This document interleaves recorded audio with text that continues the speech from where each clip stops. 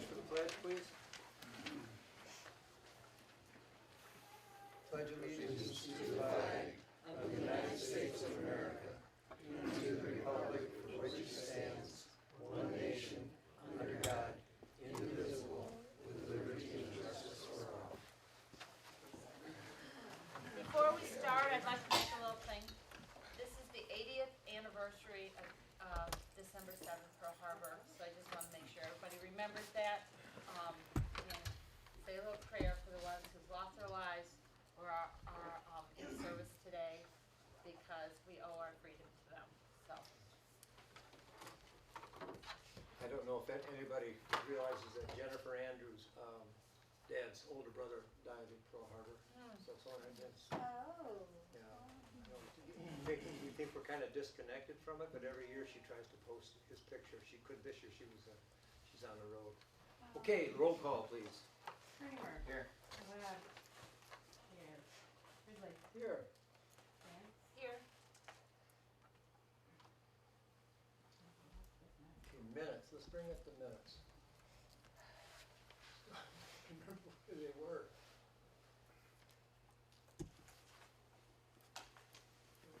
Excuse me. Pardon me. Not there yet. Oh, here we go. Somewhere in there. Nope. No, it's Bob's back table. Just a minute. This is the problem. I cannot read it from here. Docs for agenda item. There we go.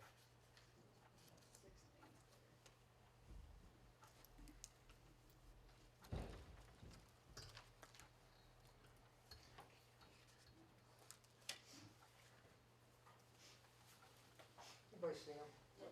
Agenda is the first one. There it is. That's agenda, so the Okay, there minutes we should be go. the next. There it is. There you go. Okay, here we go. Okay. Okay. I have a few corrections. Yep. Dawn, I want you to make sure, this is not personal.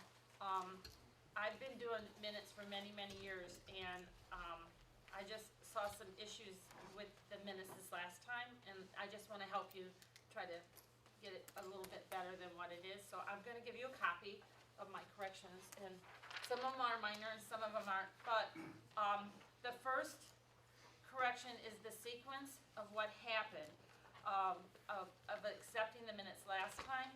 You have the last board action being the first one mentioned, and there actually was 6 board actions and 3 separate motions. So I wrote it according to actually what happened. The second one is that you had down that Kramer made a motion to amend the minutes, and you said no support. Well, I supported it, because one thing about supporting, if a motion is not supported, then it doesn't even get mentioned in the minutes because it dies of its own. So after that, we had a roll call vote and everything. So it had to be supported in order to go that far. So those were the corrections that I wrote. So in other words, the first one was that Kramer made a correction, made a motion to correct the minutes. Then there was a roll call vote. We then skipped right to the minutes of the special meeting on the 26th. And then that motion carried. And then a citizen pointed out that we had not finished accepting the minutes one way or another. So you made a motion to accept, and then Redley seconded, and then there was a roll call vote on that. So that was the sequence of that, and that's why I put it in the way it did, because there was 3 separate motions and 6 board actions, and if you get them out of order, it doesn't make sense when you read it. So that was what I Okay, so wrote. what you're asking for is you want me to move the second part of the minutes where Kramer made a motion to amend, Vance supported. You want me to change that to Vance supported instead of no Exactly, support? yes. And you want me to move that up first? Yes. And the second is moved down. So the minutes were accepted, that's moved below. I will do that. Okay. Then the next correction, I just gotta go through this line because this is really confusing. It is confusing. So, oops, sorry. That's okay. So then the next correction, you want me to add, The special meeting minutes were actually accepted in between the time that Kramer made a motion and there was a roll call vote for his motion to amend. And then, actually, then we went to the 26th special amendment, and then we went down and finished the October 5th. It was confusing how it ended, but that's how it worked. And Okay, well, can we just leave the special meeting minutes where they're at rather than trying to? you can move put it that down to meeting? the bottom if you want and put those two together, that would work. Because otherwise, Right. it's gonna make it even more confusing, so Right. because if you look at the agenda is in order, the second. Right, Special meeting. right. minutes are not, so we'll just Right. leave those where they're at, okay? A dog scratching. Do you mind if we not use this tonight? It's gonna I'm get sorry. worse. That's what I get for trying Okay, something in the chat. going on to the next correction, slight correction, the motion to approve the agenda with the additions of discussion of office assistant hours pay and to schedule a workshop to discuss the hiring policy. The "and" word needs to be in there to differentiate between the two. And hiring policy needs to be in there to decide what the workshop was about. That was the adopt, Adopt the agenda. Yes.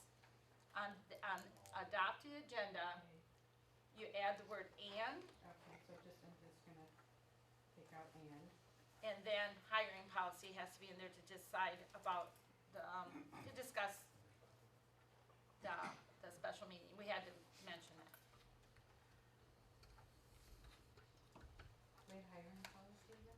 We didn't, we should have, because you can't say, a workshop if you don't tell what it's for. Oh, okay, I gotcha. Okay. Where are you at? Adopt agenda, Adopt second from the agenda. bottom. All right, got it. Thank you. Okay, the next one is under public comment. Okay, the comment that you made about Carol Friesmuth should be stricken from the record for two reasons.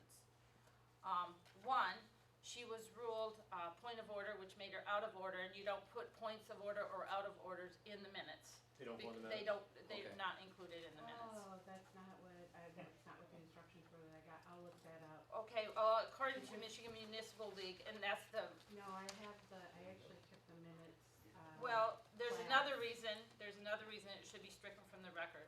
Not only was it out of order, but it's also was put in as, the letter that you sent to Kathy explains it better than what I can. okay, You Well- said Mike called point of order, which is a board action, I'm quoting from you, after the comments were made, and Ms. Friesmuth deserves to be heard. Okay, that's an opinion of you. We don't use minutes to express personal opinions. okay, And that's fine. because when you include one person's comment and you don't include the other 6 people who made comments and the other 3 board members' comments, then you're showing partiality, and we can't have that in the minutes. We have to be That's fine. non-biased, so They'll get that should be structured. strict. They'll be structured. Okay. 5th correction is really easy. What about, okay, Rushlow was spelled incorrectly, and I put it correctly on there. Also, there was 2 other, letters of correspondence, and it was omitted, so when you're doing letters of correspondence, you just have to say, we got a letter from, or correspondence from. You don't have to read it into the record or anything like that. You just have to acknowledge it, okay? okay, wait, you lost me, where? It's on correspondence. You had down, Marcia Rushlow, which you spelled wrong, and I corrected it. Yep, And you did not put in Mr. Ron Odenwald's or Attorney Luce Herman's correspondence on there. We just have to recognize that we received it. We don't have to read it into the record.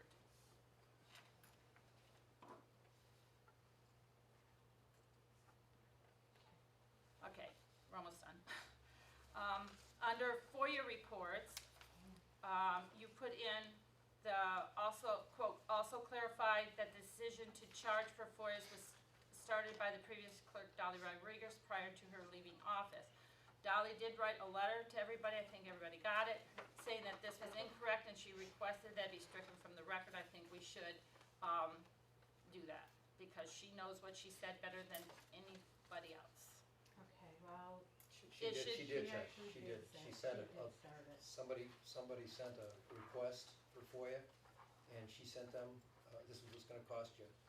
Well, And the thing of it is, if we did strike it, it wouldn't change anything in the minutes at all, and it would still be respecting her request. And you know what, and we'll read that in correspondence then.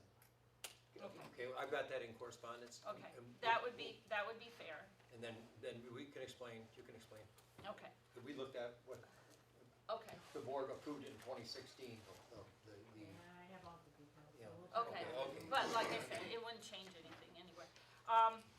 Under the sewer, report, you put in there, read Anna Schwab's email regarding earmarks. That email should be included with the minutes, because, see, this is a historical, permanent, and legal record. And like, let's say 20 years ago, from now, or 30 years from now, they wouldn't know what Anna Schwab's email was and how to even get it. So if we're gonna refer to it, we should at least include it as an attachment to the minutes. And then other than the fact that we don't have, Was it even important enough to have in there? Can't. we could strike it if you Yeah, wanted just to, but it strike was to put in Keep the there. minutes short. Okay, Well- so you know that when I strike this, it's not, you don't delete them. I you know, that, I okay. know. So what I'm saying So is, it's if we just just include the restricted. email as an attachment to the minutes, it would just solve the whole thing. Yeah, Schwab would be apostrophe S.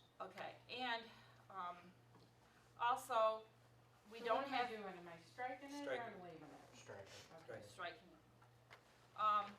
Minutes of the special meeting for the hiring policy was not included, we should have had minutes to that. Anytime we convene, we are in session, and we have to have minutes. It can be just a small paragraph saying what, when, where, and how, and why, but it just, we need, and I didn't take minutes because we don't have to take minutes for special meetings, or Well, yeah, you know, workshops. What? for Oh, no, workshop. yeah, workshops, we don't take meetings. A workshop is a well, special meeting. it's a It's special not. meeting though. We, Well, I we was should, told we never listen, do. Okay. what we should do, whether we have to or not, we should acknowledge the fact that we did meet and we did convene and why we did. And that's all you have to do, is a paragraph like this big, because we should keep track of whenever we convene, of why we convene. And I think that's an important policy to Yeah.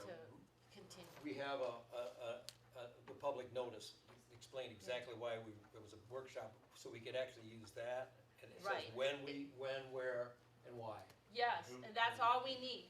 But other than that, it's not being acknowledged, and we should do that as a policy just to keep everything straight. And one thing too about, Dawn, I wanted to let you know, I've taken minutes for different organizations for 40 years, and I'm very familiar about taking minutes, so if you need help with anything, if you want me to help, you just give me a holler or whatever, if I can help you do whatever, whatever, because I know you're still learning, and I want to help you learn, so. well, I took the course, and there's a template, and my plans are going forward, I'm just gonna use a template, 'cause Okay. it's an easy template. That's so- fine, that's fine. Yes, Robert? I disagree here. If we have a meeting and you post public notice 18 hours ahead of time, it's a special meeting. You can call it a workshop, you can call it anything you want. It's a special meeting, it's the law. We need the minutes. Anytime we convene, we It's should law. have the minutes, yes. It's clearly in the OMA. And if you don't agree with that, then you need to get a hold of Booth right away, because we gotta fix it. Okay. Alright. Yeah, I mean, we're only talking about a I'll take a paragraph. look at it, I was Correct. told that it was not, Yeah, okay. not to take minutes at anything workshops, else? we don't. But I That's agree, all. the shorter the better. Yeah, A okay. few sentences, we're good to Okay, go, right? you have a copy of her corrections, I do. and Yep. you made your notes. Yep. Is there any more discussion about the minutes? There's a motion to approve the minutes, Approve minutes As as amended. corrected? as corrected, as. I'll make corrected. that motion. Okay, Bob makes it, is there I support? second. All in favor? Aye. Aye.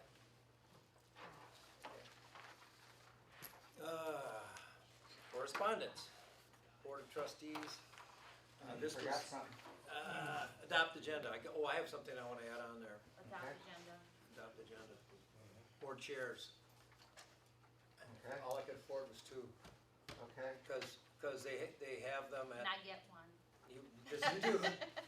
What happened is that I called over to Petoskey, we got these, and they're really nice chairs. They are. They're clearing them out. They got lumbar. So I like them. they're $200 a piece, and then when I went online, they were $330 a piece. Okay, so we're gonna So- end that to the agenda. I have two additional agenda items. One, because I'm gonna be out of the webpage business by January 3rd, we need to discuss the duties of the office assistant, since this board in total supervises that office assistant. So we need to talk about her duties. The second thing I'd like to see on there is I wanna talk about hiring a sexton. I don't wanna have a cemetery discussion, I just wanna talk about hiring a sexton to take care of our cemetery.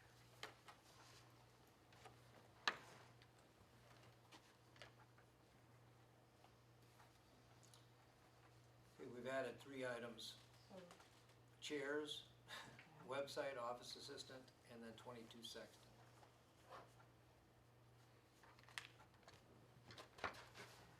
We have that discussion. Motion to approve the agenda as amended. I make the motion. Jan makes it. Is there support? I support. All in favor? Aye. Aye. Public comment on agenda items. Is there anybody with a public comment? Yes. Do you want me now or during the segment? It's up to you. It's your choice. If you'd like to, because we're gonna give you your time during the appeals. Then we'll do the appeal. Okay, thank you. Any more on the agenda items? Is there any more public comment? Yes, sir.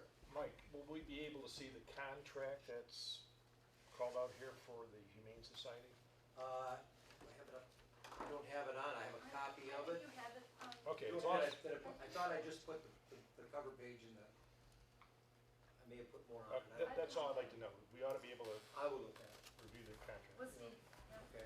I remember it's a big thick document. yeah, so but you only need the page like 4 and 5 or 5 and 6 of the document. Something like so, that. Yeah. Yeah. Okay, Thank you. Okay, any more public comment? Closed. Correspondence. We did have a letter from Dolly Rodriguez, and we want to clarify something.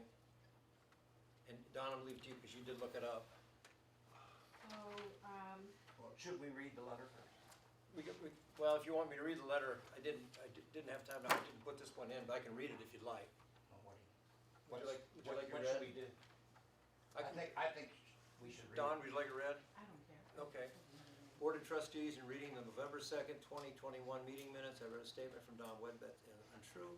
I need to bring to the attention of the board and residents a statement made by Don Wedbett is untrue. In the report section under FOIA, Don states that the decision to charge for FOIA was started by previous clerk Dolly Rodriguez prior to her leaving. This is untrue. The untrue statements made by Don need to be corrected in the November 2nd, 2021 meeting minutes.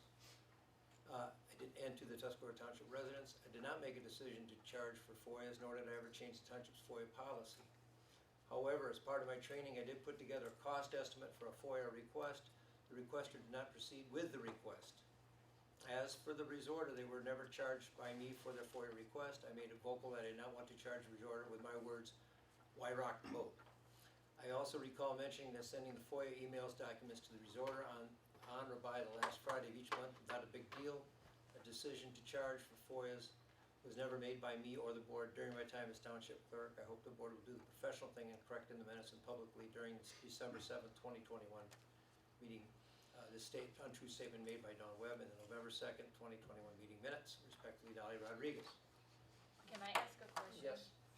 Did Sue ever charge for FOIAs? Because I think the big one we did, yeah, we adopted in 2016, we adopted a worksheet.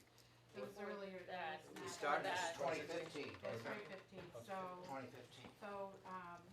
back in December of 14, in the meeting minutes of December 2014, trustee Waldron, I'll just read it. Trustee Waldron stated that the township had received a larger than normal amount of requests for documents through the FOIA process.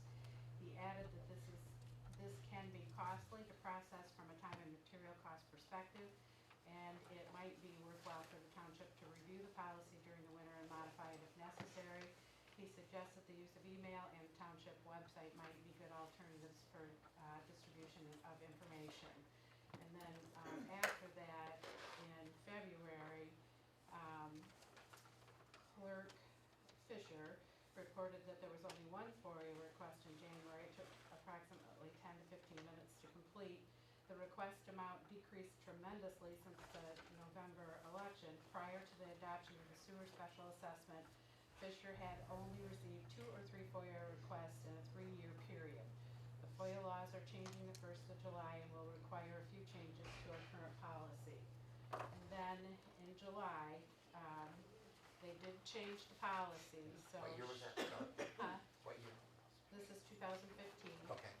So it says Clerk Fisher presented the new FOIA procedures and guidelines, a written public summary of the procedures and guidelines, and a detailed FOIA cost itemized worksheet for review. What was presented was provided by the Michigan Township Association for our use.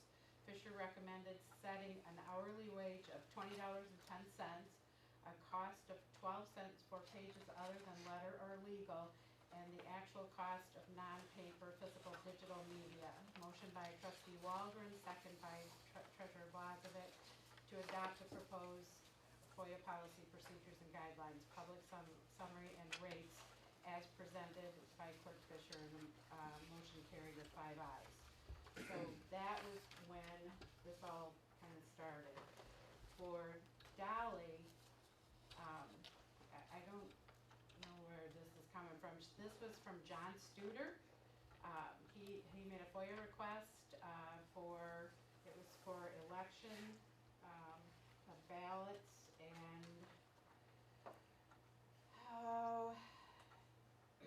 it was ballots and I think it was just mostly the ballots. Anyways, it was about 2,390, because you might remember this. So he requested it, she gave him a cost, he sent an email back and said, thank you for your time, I'm struggling to justify the expense when it's really not gonna show me what I wanna see. Is there any other means in which we can get the whole ballot copy? Thank you. She sent a reply back and basically said no. And he said then not to proceed forward with it. So she said on May 13th, this all happened in May, just before I took over for her. Per our conversation this morning, I will not move forward with this FOIA request. The FOIA request is closed. So she actually did submit costs. And that's what I wanted clarified, because people were saying that I started charging, I was the first one to start charging. I was not. Okay, we clarified that. Is there any more, we don't have any more correspondence to it. I think we just had that name. Treasurer's report and bills. Okay.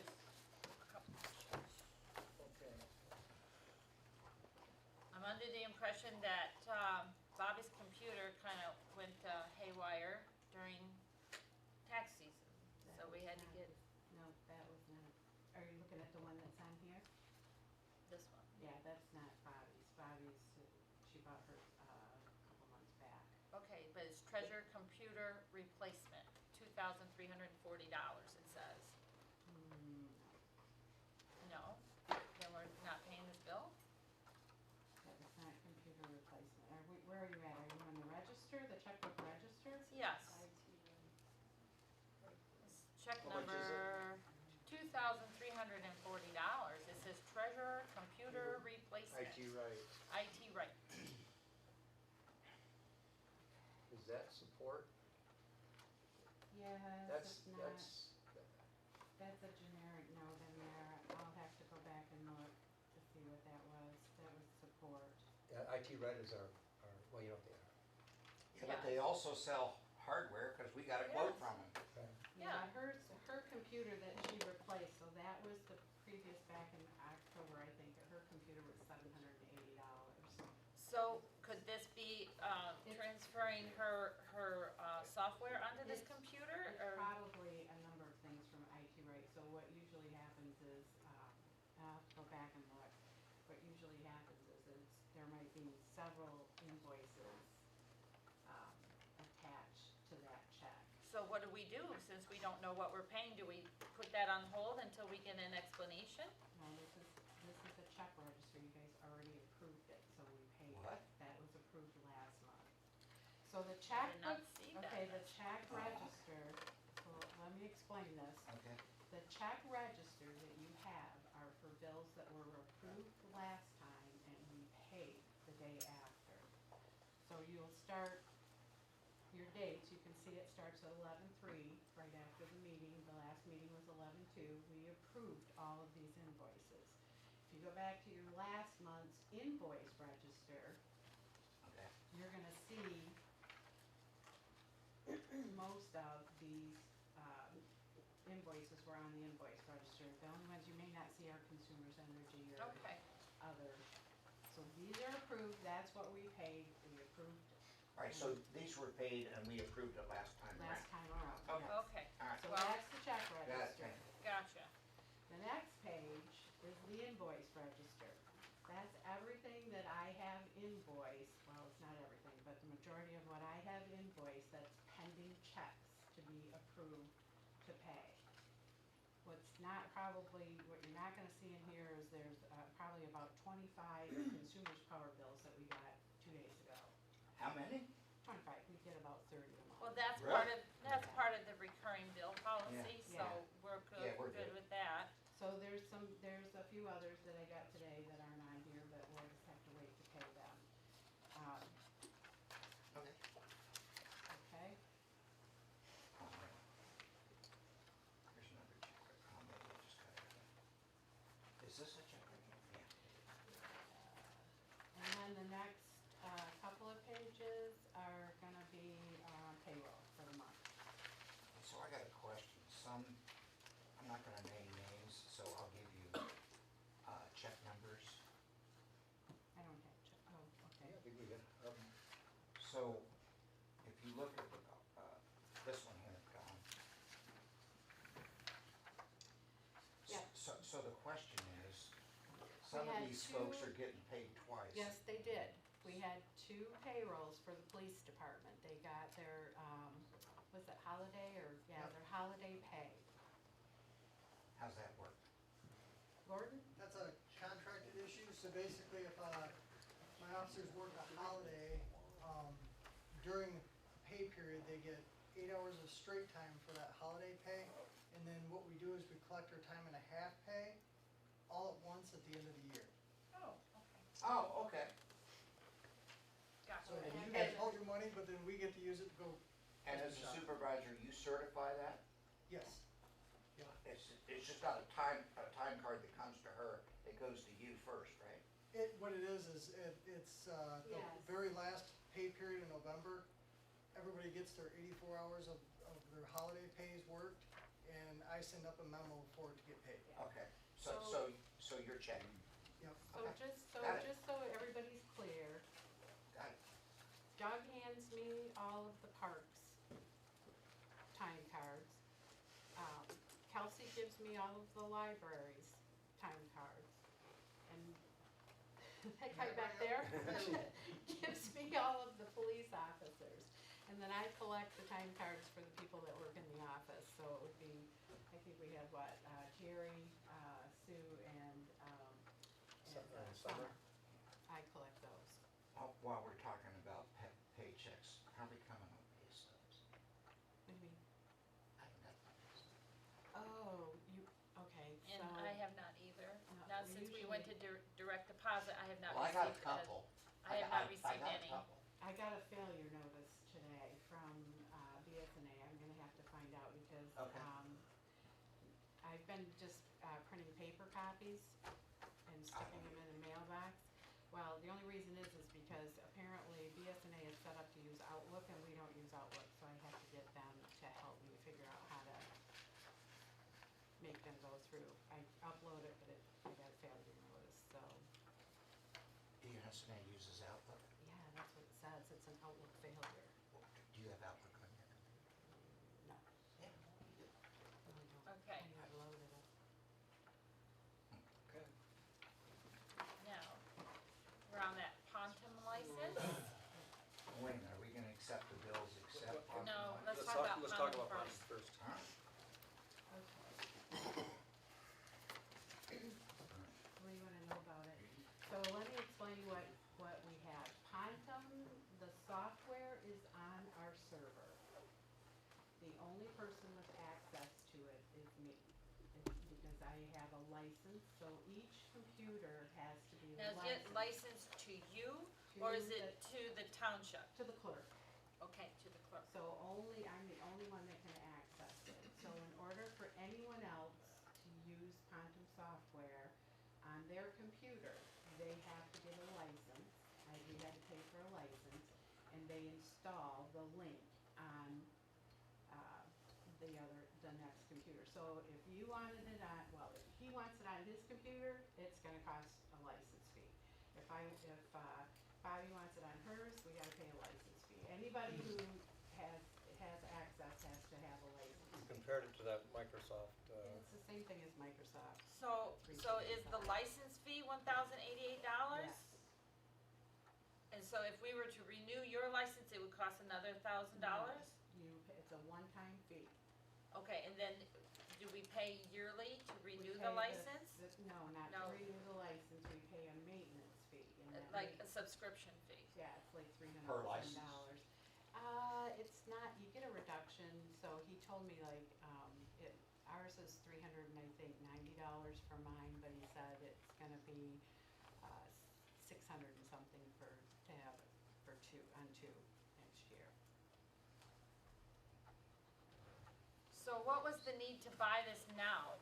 That's the next Because question. nobody else can work on cemeteries except me. So the object is to get this out of my office so that I'm not the only person working on it. If I'm not here, nobody can answer questions. If I don't come in until, if I take a day off or whatever, nobody can. My goal is to get somebody to else train, and it's gonna probably be Summer's job. I mean, that's what I'm asking her to do, is learn how to do cemeteries. So, Well, that's a board decision. We Well, supervise, we talked- we talked about we No. supervise, all five of us. I fought this and lost. I tried to get you folks to have one foreman or one supervisor to establish priorities, and you said no. You all said collectively, no. Summer has boss of 5 people.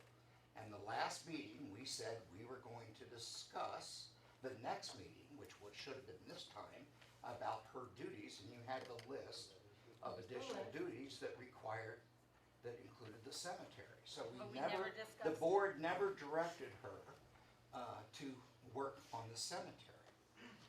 okay, so when we hired Summer, we came up with a list of duties that included the current office assistant's duties and these additional non-statutory duties that other people are doing. But what we discussed, as I recall, maybe I'm having a senior moment here, was that she was only gonna do X, and at the next time, we would discuss her duties, which included that list of nice non-statutory duties. But that got tabled. That got tabled. So we I never don't recall. discussed you have mentioned it as a side note, but we never discussed it as a board and made decisions as exactly what we wanted to do. And in the meantime, while this was going on, I had asked for the cemeteries and the sexton to be put on the agenda, which you asked to have it postponed till next month. Which is fine. Because, there's some issues at the cemetery. I think we need to hire a sexton to actually be the manager. That is my opinion, but we haven't had that discussion either. So, because you jumped the gun and put this on Summer's computer, Doesn't matter, it has to go somewhere else.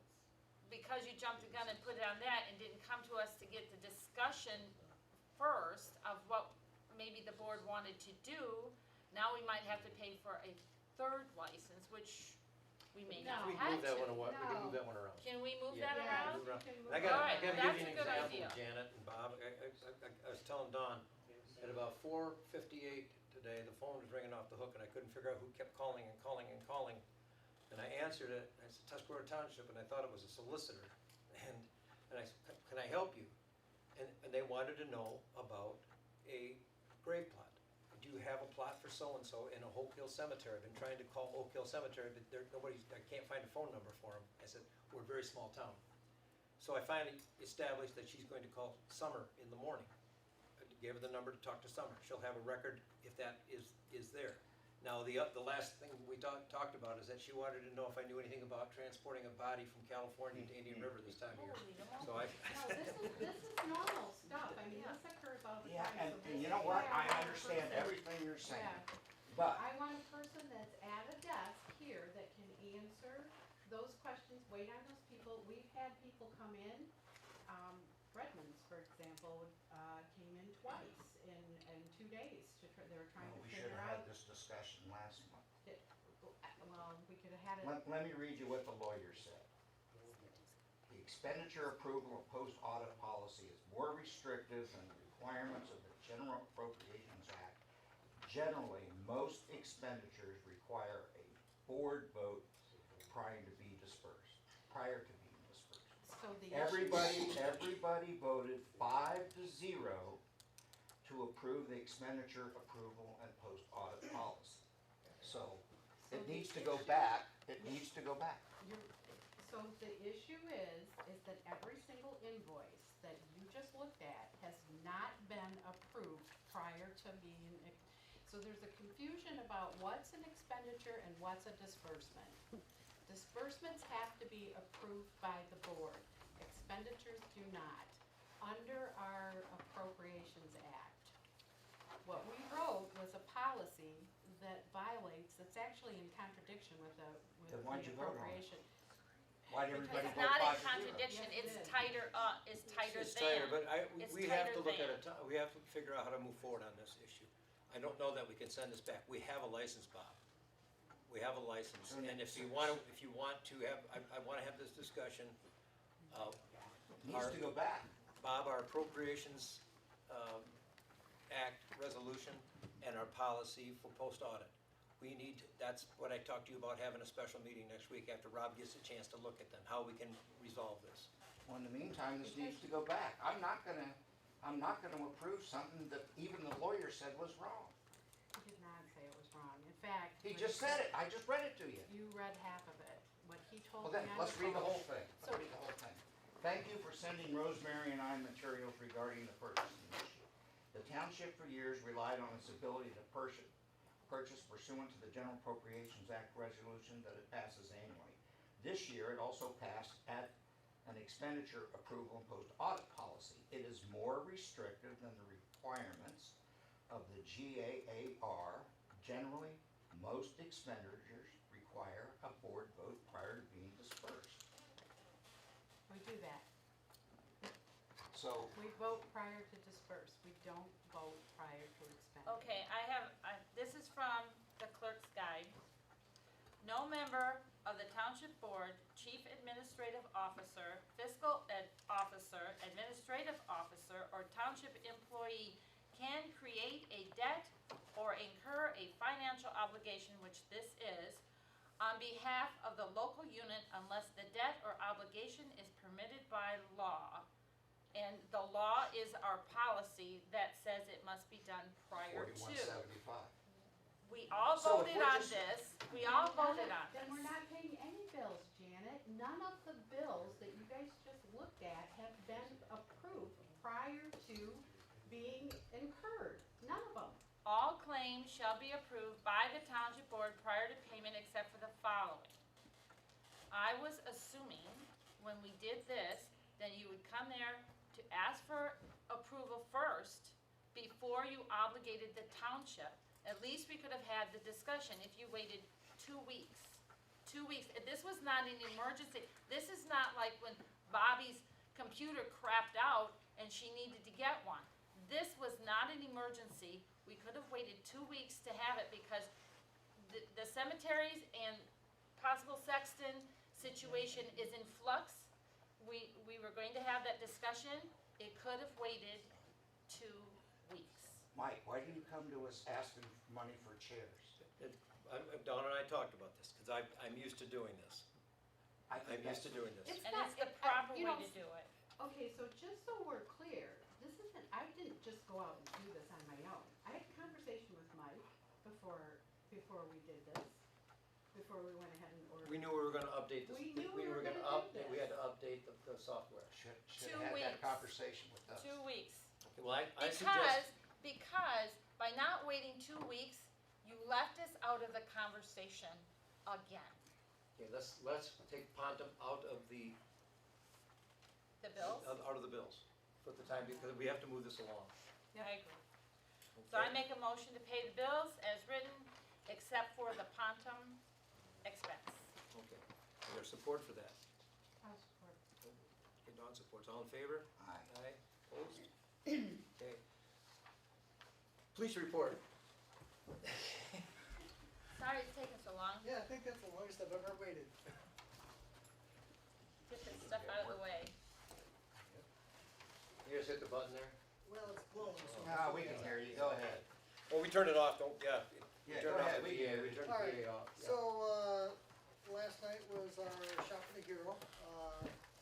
Two of my officers, along with, I think, 3 of Dave's firemen showed up and, took, 10 children from Middle Lake Schools Christmas shopping. Oh, wonder. I guess it was a wonderful turnout. I personally wasn't there. My school resource officer's kind of taken over that role, but he said it was a great turnout. One of my officers, Officer Meyerson, has recently obtained a grant through,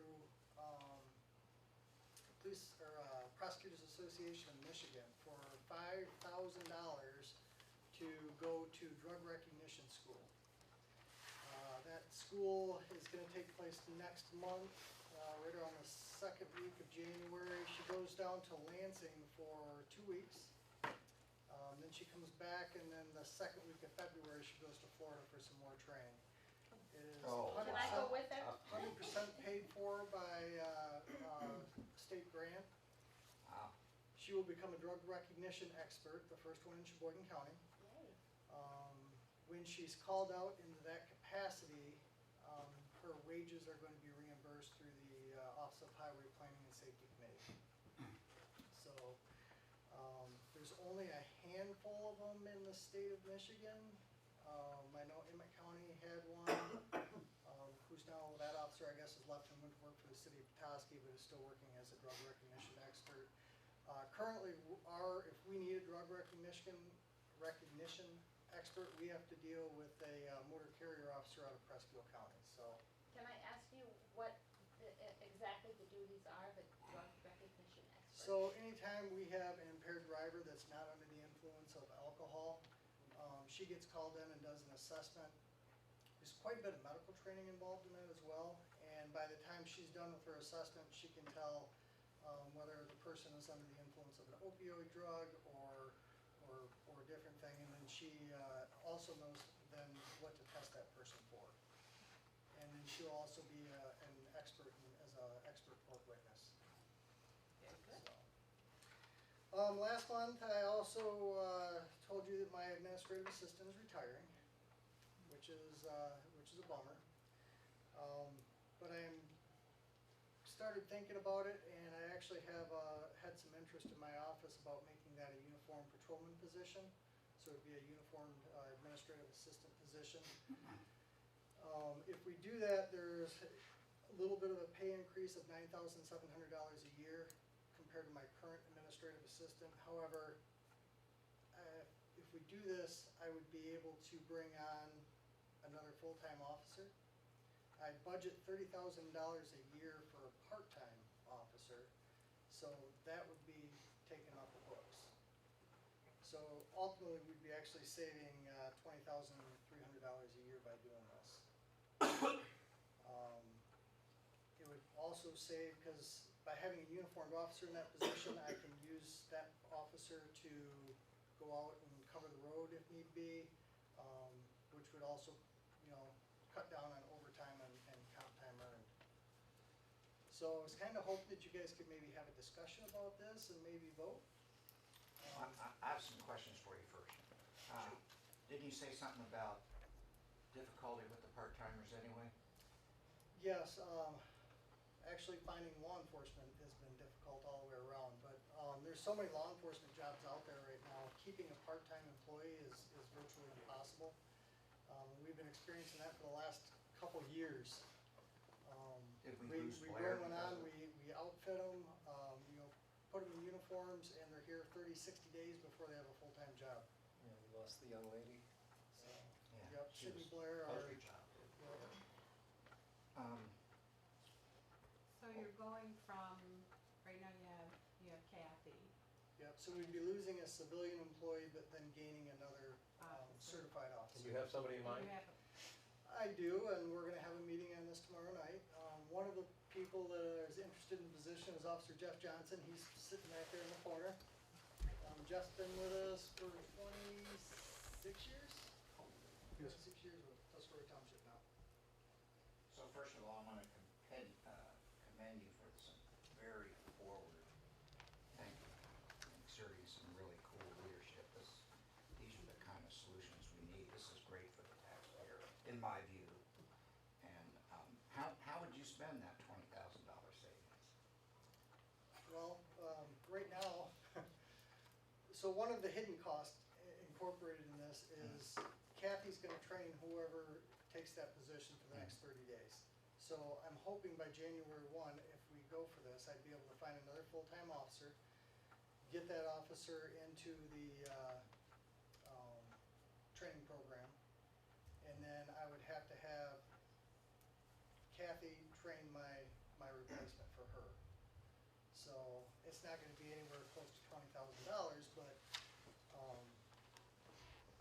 you know, basically I'm gonna have one extra employee for 30 days. Is there a chance you're gonna be short-staffed, if you don't find an officer?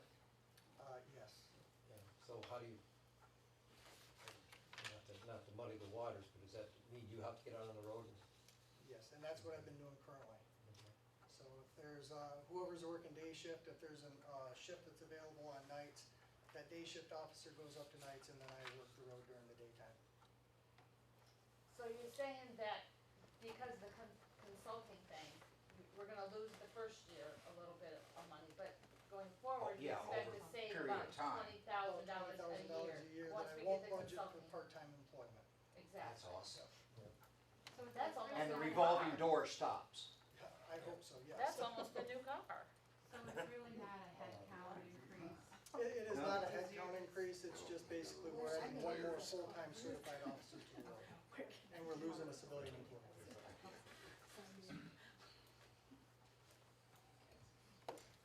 Anybody, more questions? Good job, thank you very much. Well, wait, no. He wants a motion. Oh, you want a motion for us to? Yeah, motion. well, we have to move forward with Okay. discussion, motion and discussion. So I'm gonna make a motion to implement your plan. Okay, So, let's write that down. Make a motion to proceed with Chief Temple's, To making a Personnel unified, plan, uniform just system. call it a personnel plan. I second. To accept.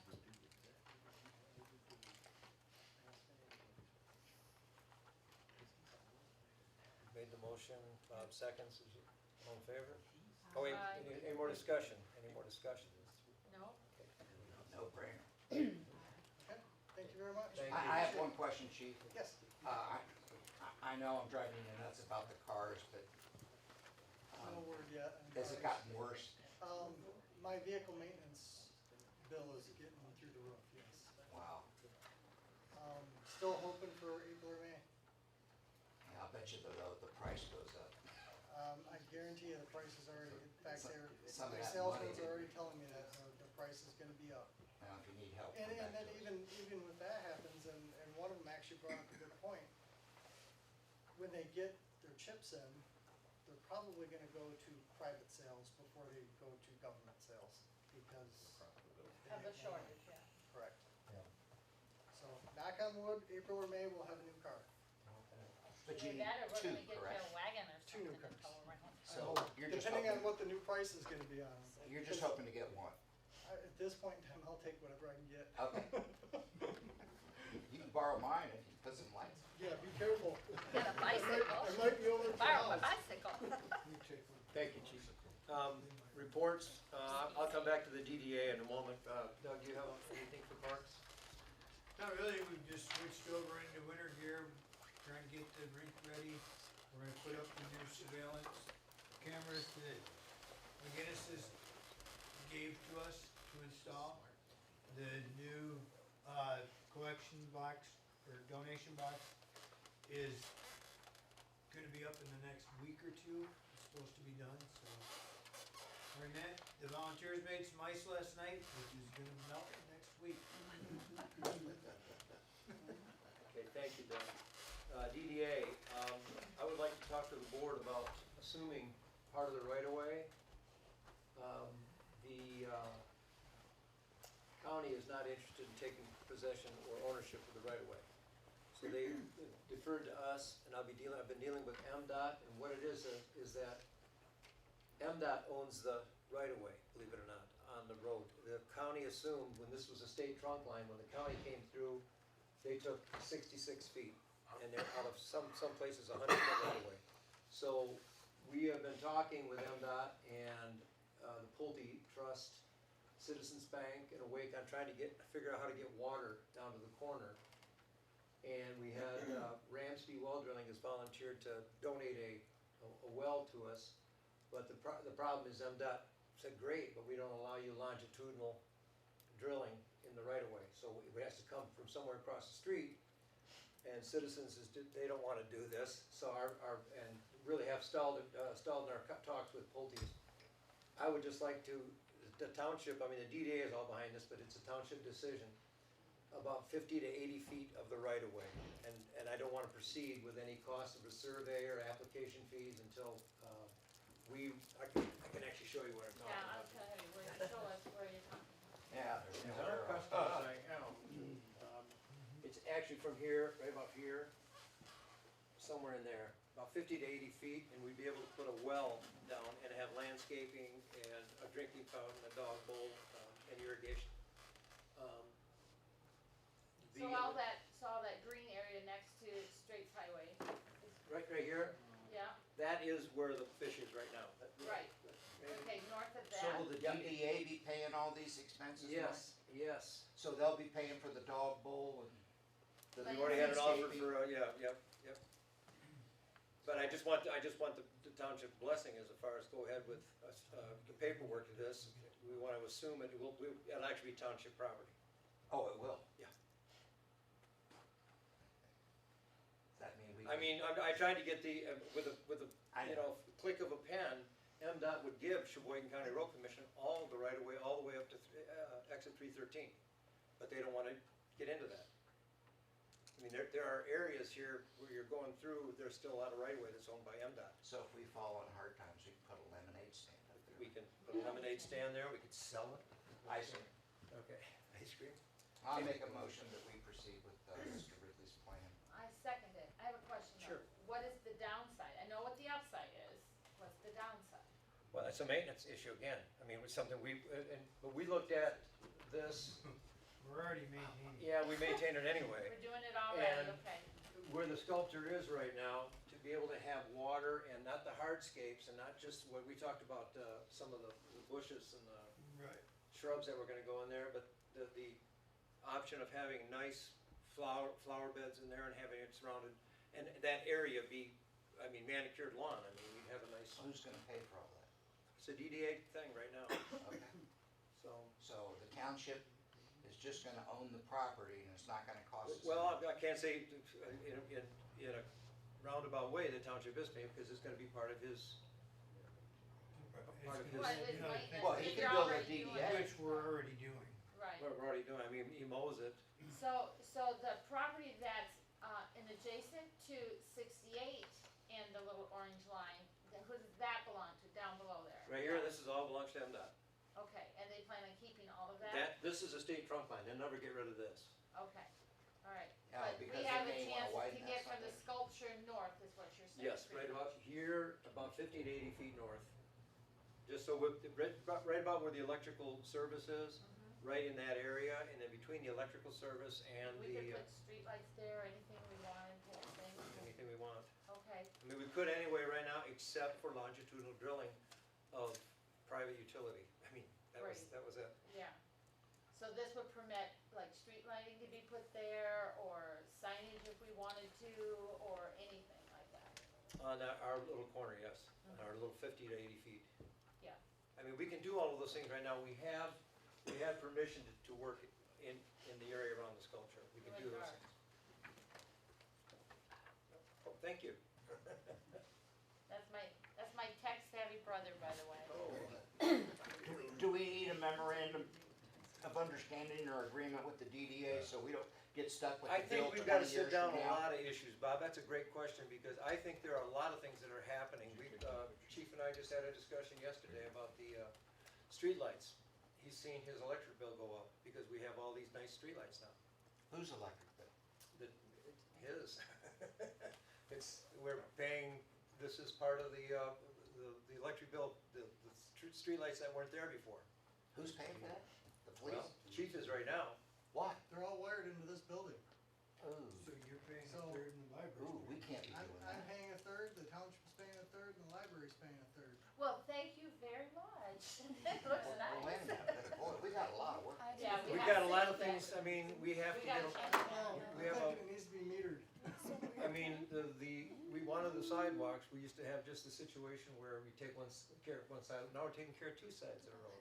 We didn't have, the extra dockage down there. Next summer we'll be taking care of more dockage.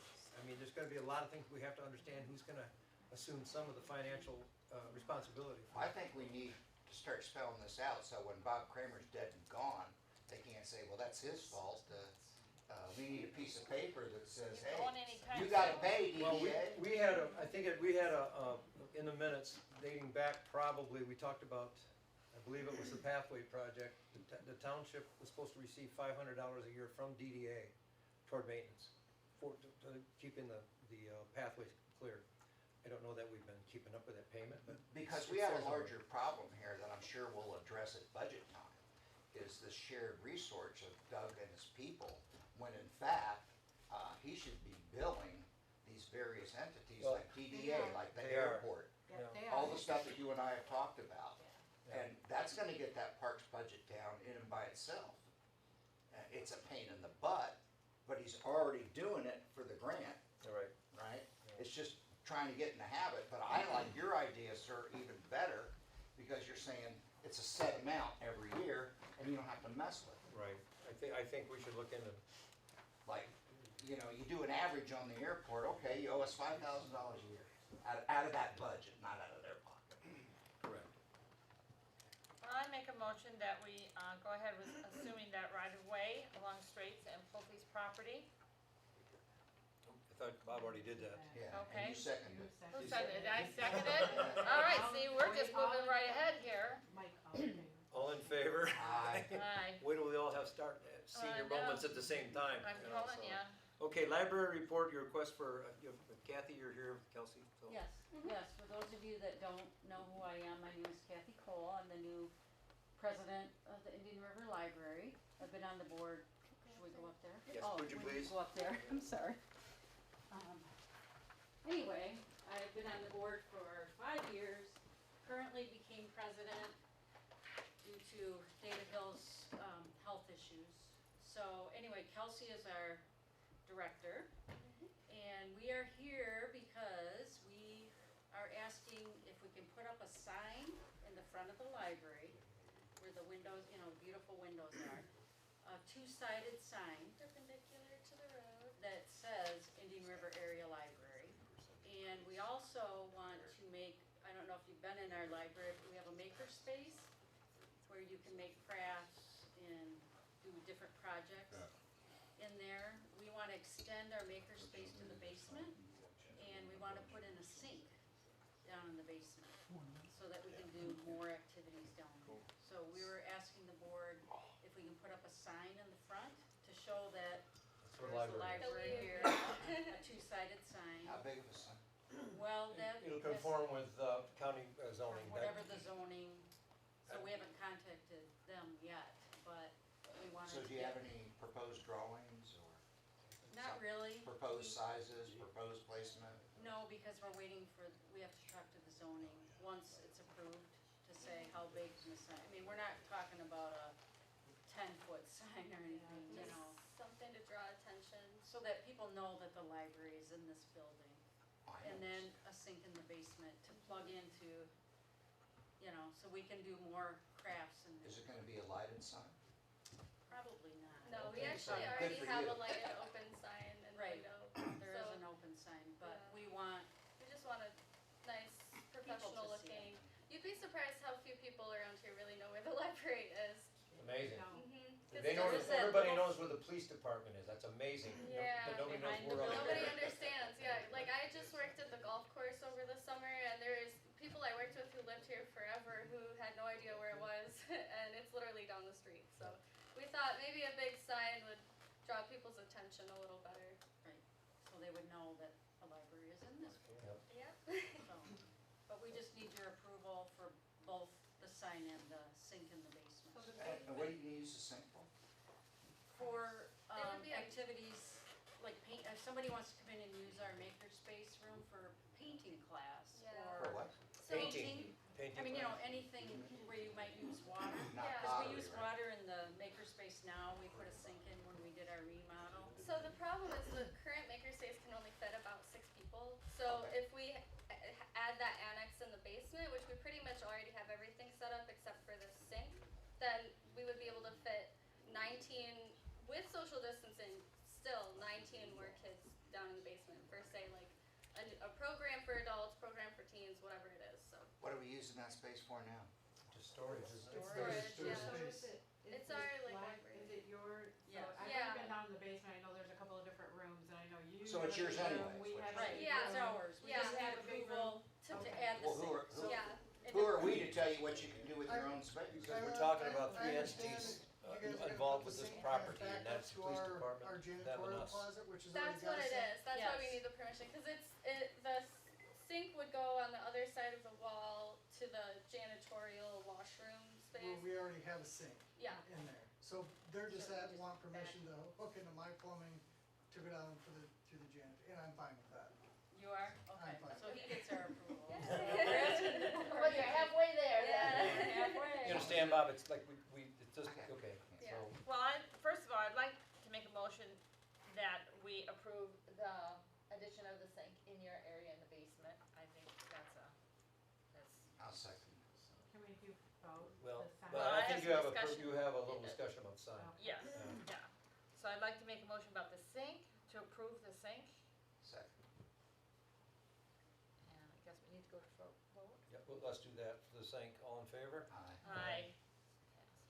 Okay, as far as the signage is,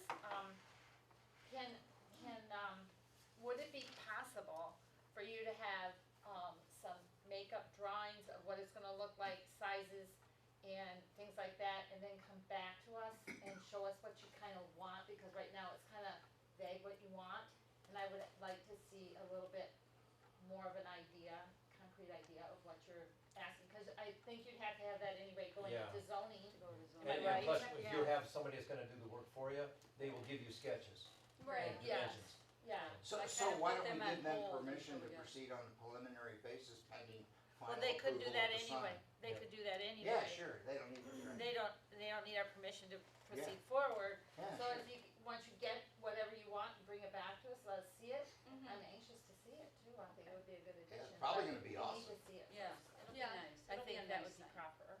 So, Yeah. sure, Would we we can wanna do that. keep the same sign theme that we've started?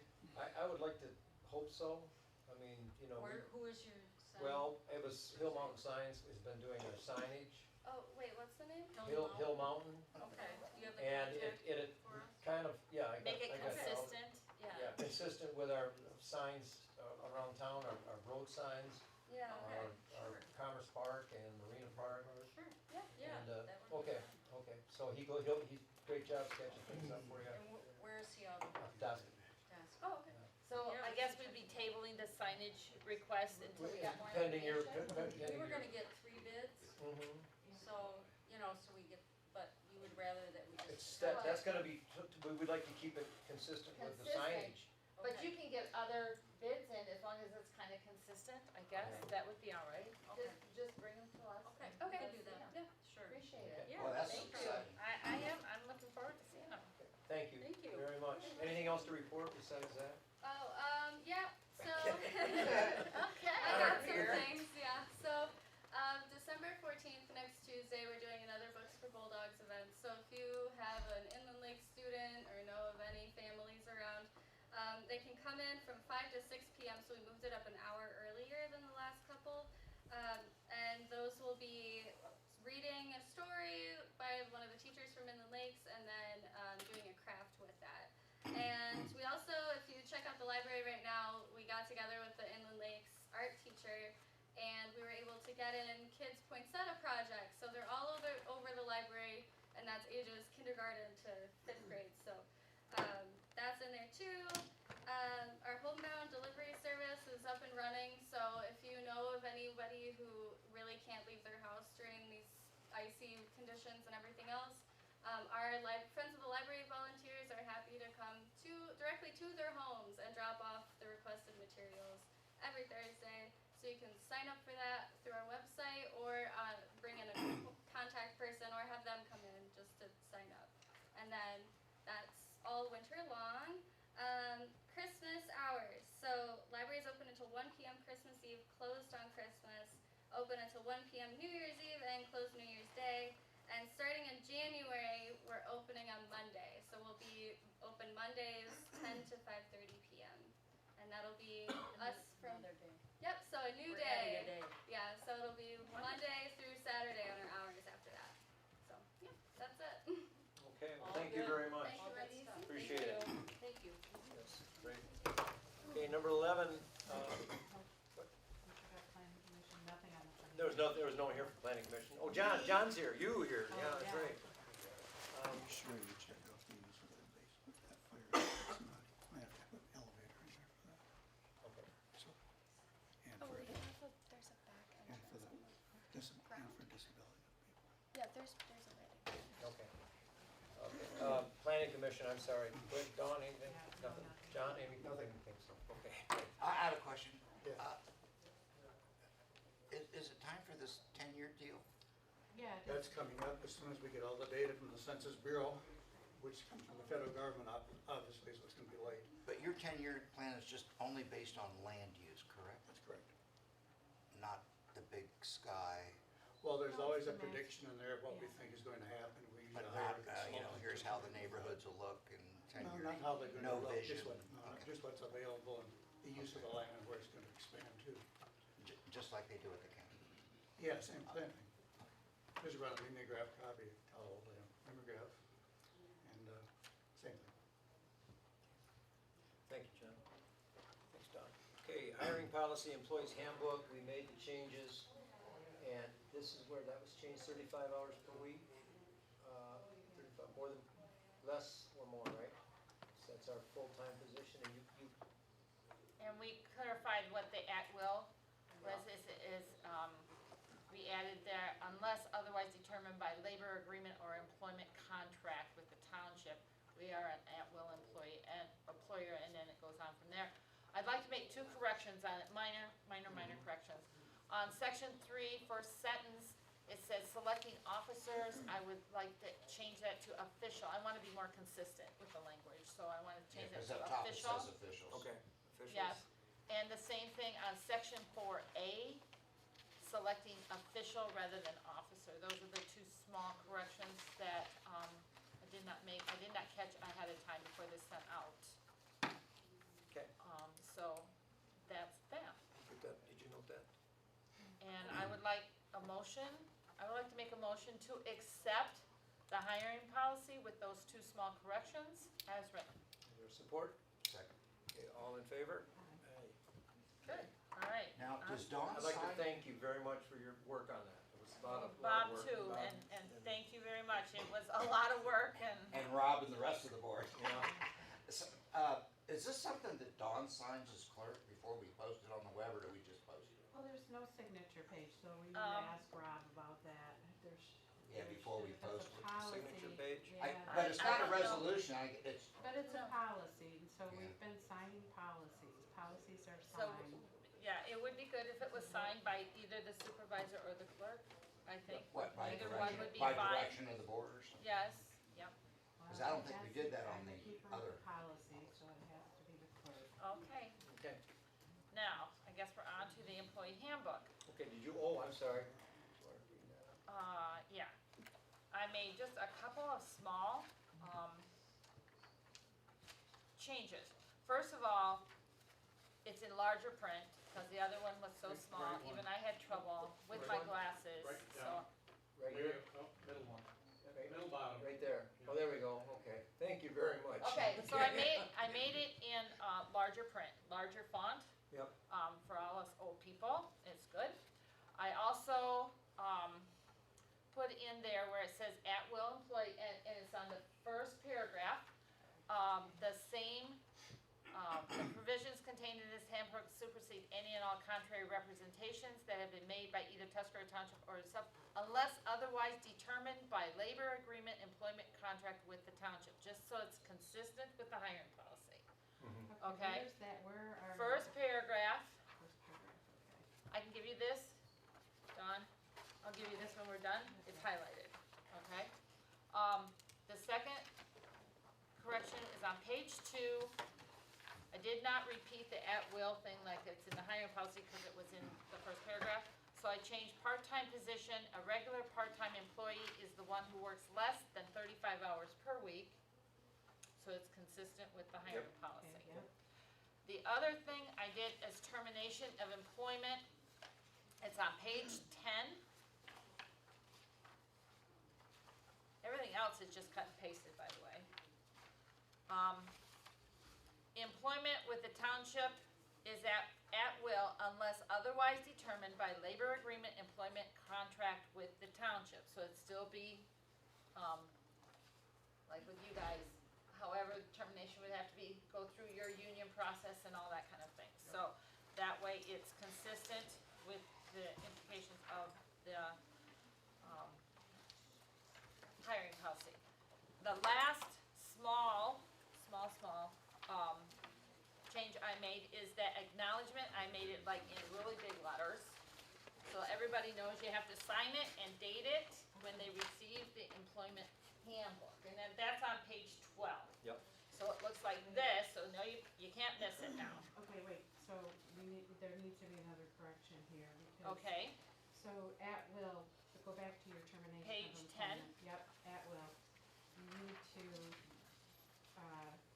You need to put add or employment contract, so it's consistent with the Okay. hiring policy. okay, So you missed, so where it says otherwise, unless otherwise determined by a labor agreement, it should say or employment contract. okay. I think the hiring policy Says or. says Unless otherwise determined by labor agreement or employment contract, because we don't Okay. wanna be messing with. Right, contracts. exactly. So we can change that. Well, I have a Good question, catch. Jen, if it's Yes. okay. That thing's like 2009, right? Yes, Are we gonna have to send this for legal review because of its age? yes. I would advise it to be. I'm not sure what laws have changed. There's no way of us knowing what laws have changed. If there's something small. I doubt if anything really major has changed, but we won't know unless we send it to legal for review to make sure everything is And then we vote on it, cause I'd good. like to have 5-0 vote, to be honest. You wanna table the employment? No, I don't wanna, Cause we don't have 5 here tonight. Pending approval of legal counsel. Yeah, it's just pending legal, yeah. I That's think a- that'd be better. We're just approving it to go for legal review is all we are Exactly. tonight. Okay. Yes. I'll make that motion. Okay, just. And let me state it. Okay, say it. Okay, wait, so this, we're gonna add clerk's signature and the motion is to, And they just Approve, send it to me. adopt, I'll to put it in. adopt the hiring policy. And that passed already, didn't it? yeah. Okay. The employment, But handbook. we were gonna have to add clerk's signature page. Yeah, Yes. I wrote Right, that down. right. Addition, Yeah, okay, just signature page. alright. And then legal review, the handbook will go for legal review is the motion and, The did mo- someone the mo- second? The motion is the employee handbook as amended, go forward for legal review. Because she made some changes she needs. Okay, just support, I'll support that. Who made the motion? Robert. Bob.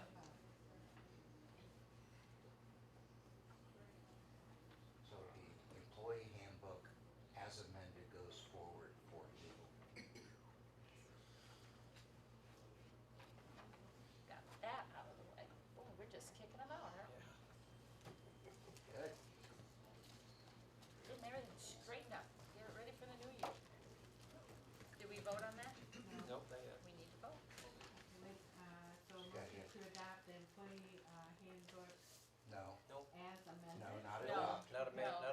Send out. Approve for legal review. As amended. Hiring policy as amended, approved for legal.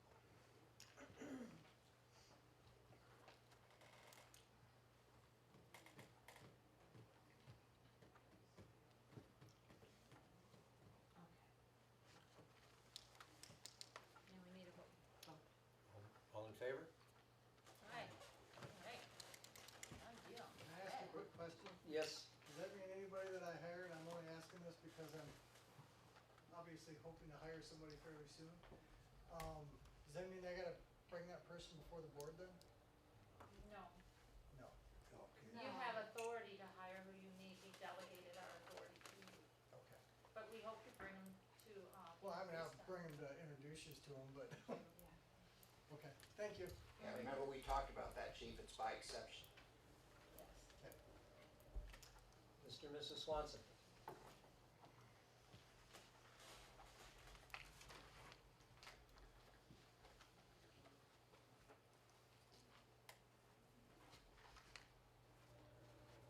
Very quickly, I'd like to make a remark on the historical information you talked about on FOIA. I remember vividly talking to the board during the time when Sue Fisher was complaining about the amount of FOIA work she was doing. It was during a time of, I wanna say, political and community upheaval. And FOIA will rise and fall according to what's going on at the board level, at the community level, what projects are being done. It's not gonna be constant.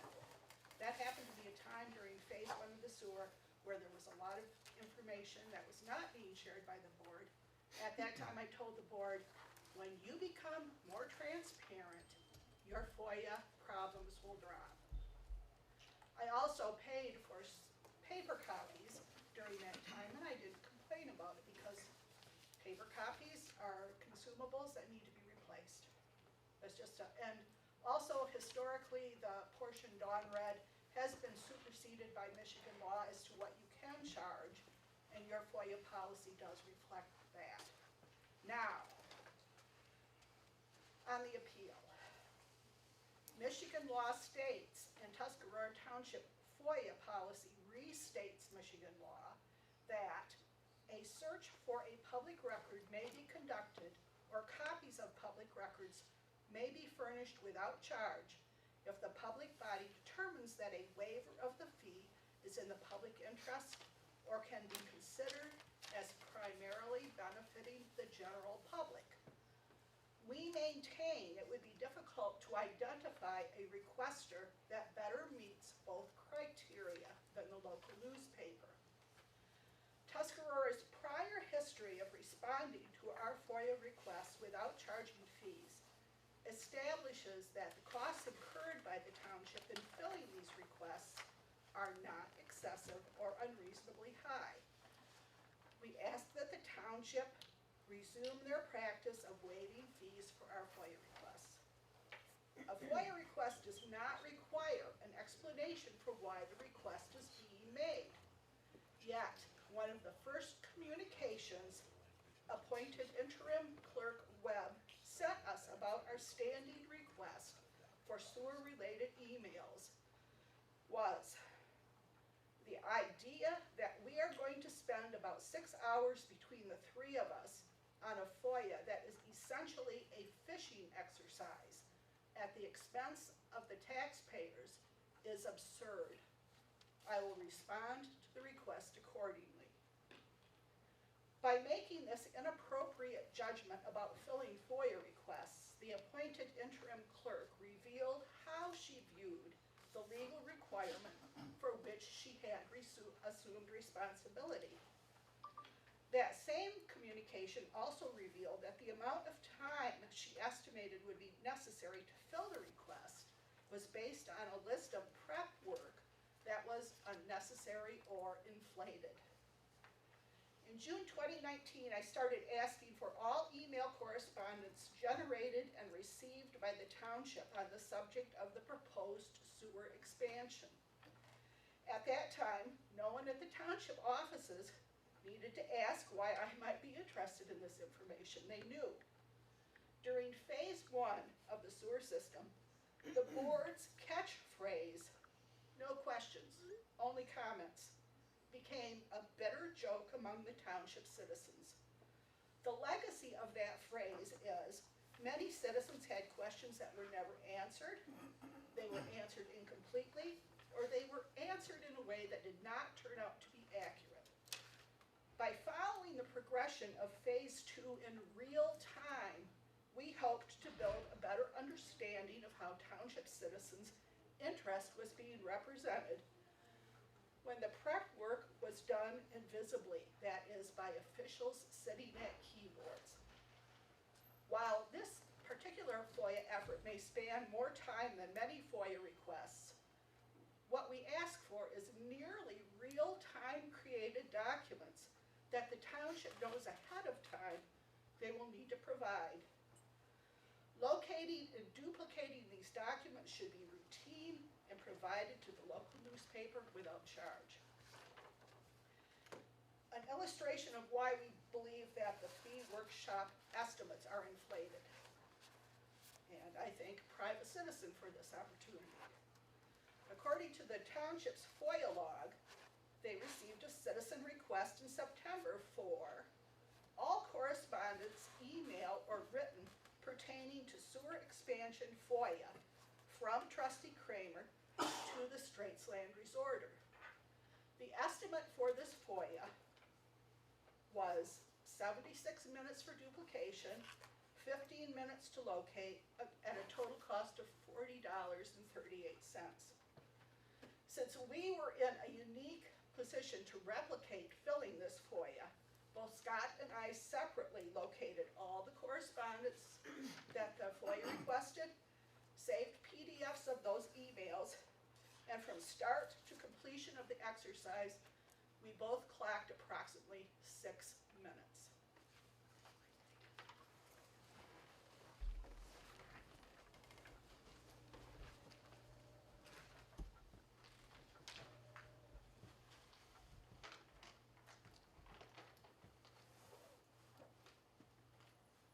So up on the screen, or, I think we have them in front of us as well, the FOIA appeal.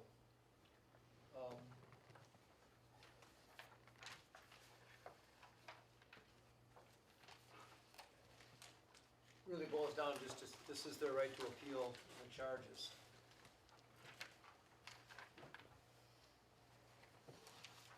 You've had a chance to look over their comments. We have a policy with Tuscarora Township, it is our FOIA policy, that if it is determined to be in the public interest, that we would waive or reduce the fees. And I think nothing is more important than to get out the information as much as possible about this multi-million-dollar sewer project. They can disseminate it to so many people. If every one of those people that read that newspaper and got that information, if they weren't allowed that information and they decided to FOIA it instead, we would be swamped in no time. So it's like sending out a mass email by giving that information to the newspaper, and they would determine whether it was important enough to print or not, but at least they'd have the information.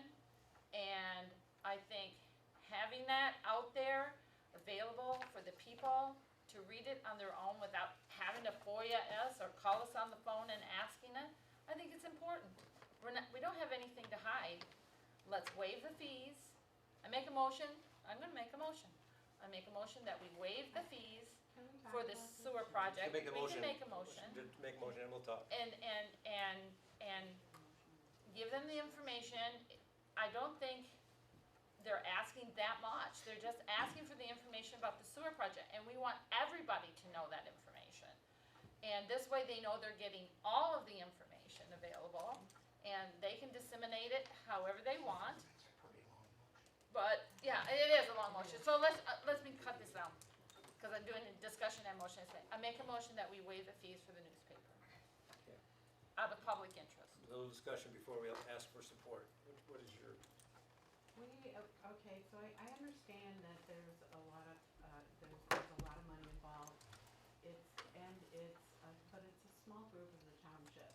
We've heard members of the township that have come in here in droves say that while they support FOIA, they do not support giving this information away at no charge. I think we have to listen to everybody.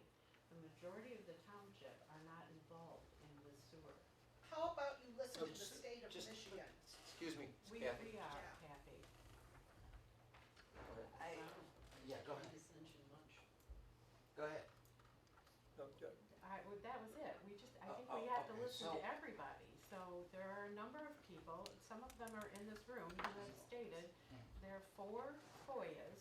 There are absolutely 4 FOIAs. I don't have a problem with giving information. I've given them information when there's no cost involved. So, But handing out the information without cost that affects the rest of the taxpayers who are not, they don't wanna pay for it. you all can blame me for a lot of this because in my years and years of experience, when you have a large government entity that can literally eat the labor charge, we didn't charge. But when it became similar to what USDA is doing right now, USDA only waives the first $25. So if you went to USDA rural development, which now has to go to Washington, you can't even send FOIAs to Mr. Lloyd anymore. Right. If it's over $25, they're gonna charge you.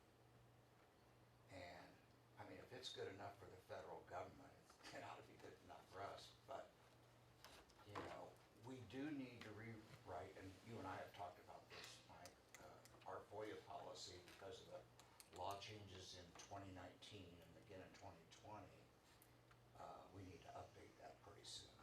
And they weren't significant changes, but they were changes. But, you know, at some point, we ought to discuss following maybe a better model that says over a certain amount, maybe. And I'm not making a motion, I'm just discussing. So, Not now, I'm just saying that when we talk about the new FOIA policy that we're gonna have to do anyway, we might wanna think about, you know, having a baseline. so the other two things to take into consideration, I've talked to other townships and I've also talked to Karen Brewster up at the county. They charge for FOIAs. They charge for everybody. It doesn't matter who you are, they charge. The other issue that we had was, with these particular FOIAs, I handed out, the state of Michigan's requirements for, document retention for emails. Part of the problem is that we have tons of emails that we're not cleaning out, that should be cleaned out, that are either advisory or it's, you know, from you to him thanking him for attending a meeting. Those, based on our attorney said if we have them, we should give them. I don't disagree with that, but if we clean them out for the retention policy, there's no money involved then. Because a lot of these emails that he's looking through, some of them do have attachments, but some of them, I mean, I passed one on to you, to the paper that was from, I can't even remember who the guy was it USDA? Yeah. That said, thank you for showing up, and, yeah, I mean, those are ridiculous emails. The attachments are a pain in the butt because if it's an Excel spreadsheet, you gotta define the print area, you gotta convert it to PDF, and I'm not the smartest ball in that regards, but I just wanna address and I'm not putting words in your mouth, I agree that this is a multi-million-dollar sewer project, we do need to provide as much Can you information. speak up just a little bit? Yeah, I'm sorry. yeah. I do agree that yes, it's a multi-million-dollar sewer project, and yeah, we need to get the word out. But when we first started this, there was a lot of information, remember? I mean, I was learning, I was trying to cultivate Mr. Smith and a few others. We were lobbying with Congress, senators, and there was a lot of information. It was overwhelming for me. I know you think it was easy, but it wasn't easy.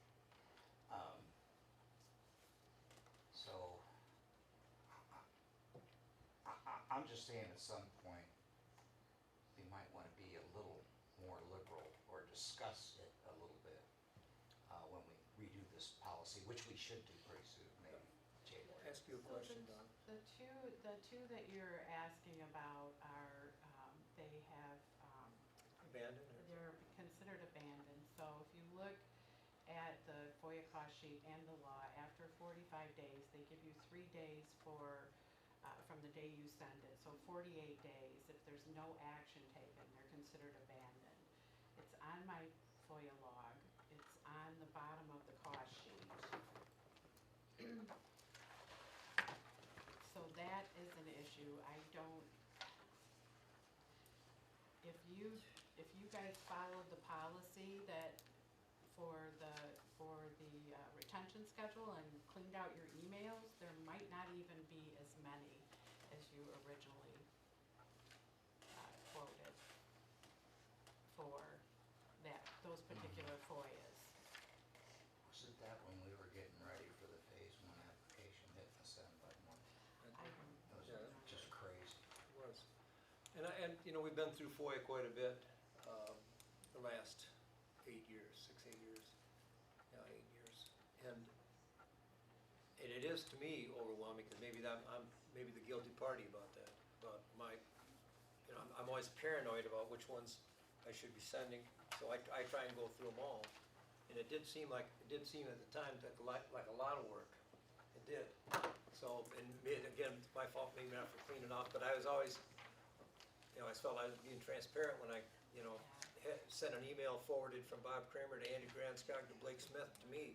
Well, here's one. So, Well, the other issue is, in a previous FOIA request, you know, the argument was made by Mr. Swanson that had some validity is, you know, just because Bob Kramer or Mike Ridley sends me information doesn't guarantee me that I'm getting all the information. And that's And that's the That's an purpose of issue. the FOIA, so. So I thought that was I- the reason that you guys started having. Are we saying we want all FOIAs for free, or are we saying that We're because this is overwhelming public interest, Mike? give us the FOIA? Kathy? Part of the problem here is that the law won't let me say, this is the area I'm interested in, only send me the good stuff. Because that means I can't force you to make that judgment call. No, I agree. I don't want Chippendale letters, thank you, no thank you, no thank you. I don't wanna get those, I'm not interested in them. But the law has kind of boxed me into, if I wanted to follow the project, the actual nuts and bolts of the project, that was the only way I had to ask for it. So, but you understand the problem we have on our side. So we've got the attorney that says if you haven't, give it to them. These guys have the thank you, yes, hi, how are ya, email. Well, That's the same problem we That's, have. I know, if you look at the FOIA rules are, we're not supposed to be keeping that stuff. Those are not considered, even FOIA-able, they're just advisory, hi, how are you, that's advisory stuff. We shouldn't have to give you that, but when we're boxed into that. Yeah, but I included all of that in this. I know you did. And because we were told September to. 13th, 14th, it was everything, whether it was, Yeah. hi, how are you, go to hell, whatever. Yeah, your interpretation of that advisory stuff is a little different than our attorney interprets it or I do. The advisory exemption is for, frank and honest communications. It would be a situation where typically that comes up as an employment, a situation where you have an employee who may be having some health or mental issues, and Mike and Doug should be able to discuss that. That's a frank and honest, you should be able Or to do legal that without advice. having that subject to FOIA. I think To that- get to the cost situation, Mike, if you could bring that Kathy's letter up again, there's one paragraph that is very pertinent. Bob, you also brought up USDA. There are differences in the federal and the state FOIA laws. big time. But basically what it comes down to is, what they had is everything was FOIAble without cost up until, it was either 2016 or 2019. They did amend the state law. And why they did that is due to requests such as the one you referred to as Studer. They want 3,000 ballots. Gordon said, what, you had a defense attorney that requested every MIP for what was it? 10 years. For 10 years. Those are broad requests that create an unreasonable burden. And Mike, if you can go down to, keep going down, what you will find, keep going, it's right on the, it's in the bottom, Freedom of Information Act, one more, go up a little farther. There, good. This is what it says.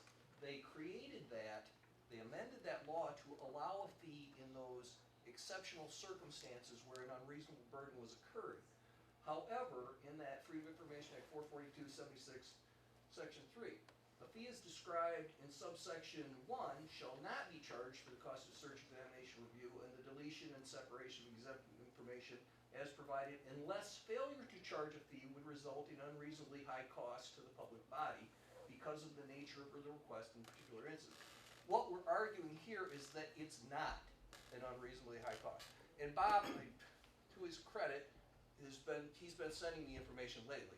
As he said, I don't know that I'm getting all of it, and I need to know that because I'm I'm trying. probably, yeah, and I appreciate that, Bob. I want you to understand that.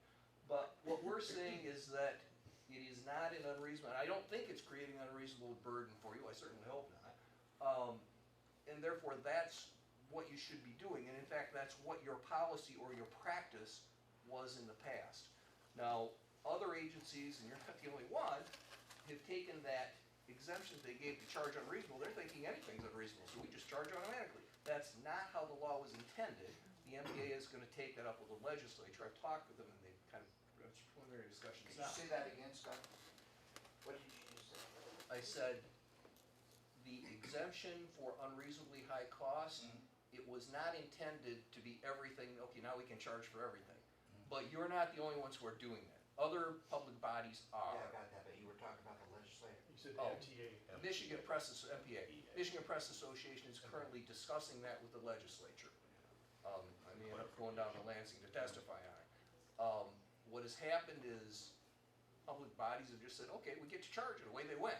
That's not what the legislation intended. And here again, I have some, it is good to be, that we as a newspaper are able to get things out. I have always been adamant throughout my career that I don't like being treated better than the average public person. The average public person should be able to do the same thing. They should be able to get that. Now, Bob, what you were saying with USDA and the federal law does have a provision where media people can fill out a form and they don't do the $25 thing with us. I mean, I guess it works for me. I don't necessarily agree with the philosophy. I don't know why they charge everybody without exception, because I called and asked them. Not us. And I don't know why they do that. I contacted them and they said, oh, you're a media person. Yeah, we'll get that for you. Really? Takes them forever, but, Oh, yeah. you know, and that is, there's this multi-tiered system, which I said philosophically, I don't know that I agree with. With this, what I'm asking for is just that we're assured that we get all of the information. I think Bob is sending most, if not all now. Dawn, I don't necessarily need you to send it to us twice. You know, the response to the FOIA could be, this is the information that Bob has sent you.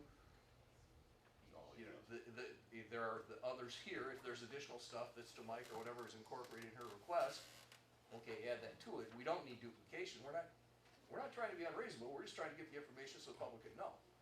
Well, and I understand that, but when you talk about unreasonable costs, I mean, somebody has to define unreasonable, and you're talking about, we're not staffed. And if you look at our average salaries, I think I gave you that information, you're talking about 30% of somebody's salary. Yeah, and we've kind of been through this before, and this is what Kathy addressed tonight with the request that was made from another citizen. 6 minutes isn't unreasonable. I don't know how you do it in 6 Yeah. minutes. It takes me. I wish I could have done it. I'd be Sorry. Superman.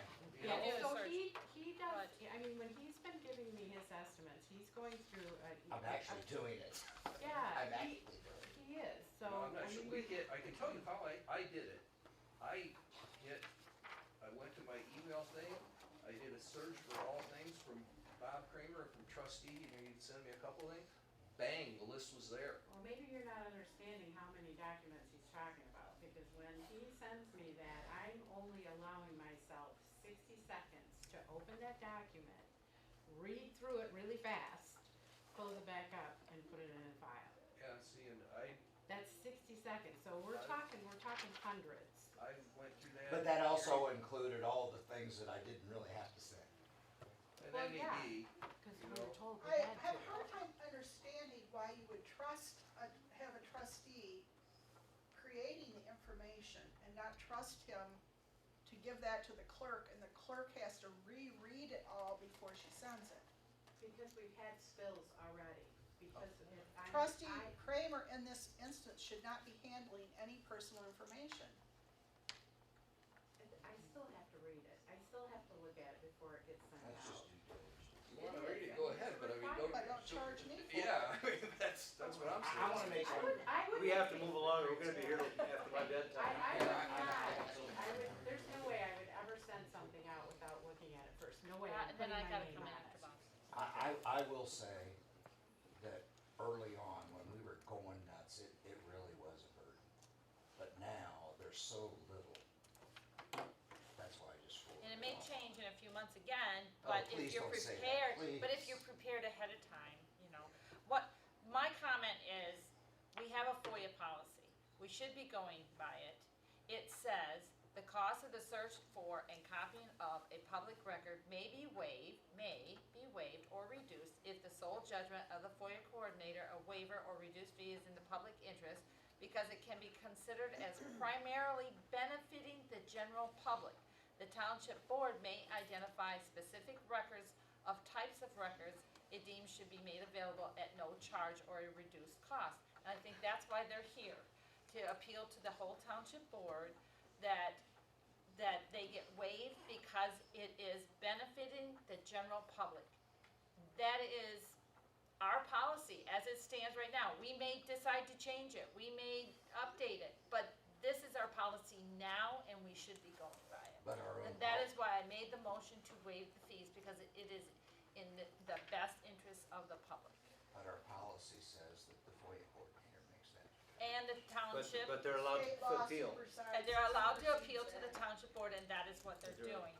So that is what I think we should go by the policy that is already existing. Much as I enjoy the paper, I like the paper, I feel like it's the FOIA coordinator who's acting, the FOIA coordinator, it's her call. I You feel don't like, have one. The state law supersedes your policy. You don't have a FOIA coordinator. excuse me, What are Ron, you talking about? she's the one that's been handling it. What's the ordinance say? We don't have a FOIA ordinance.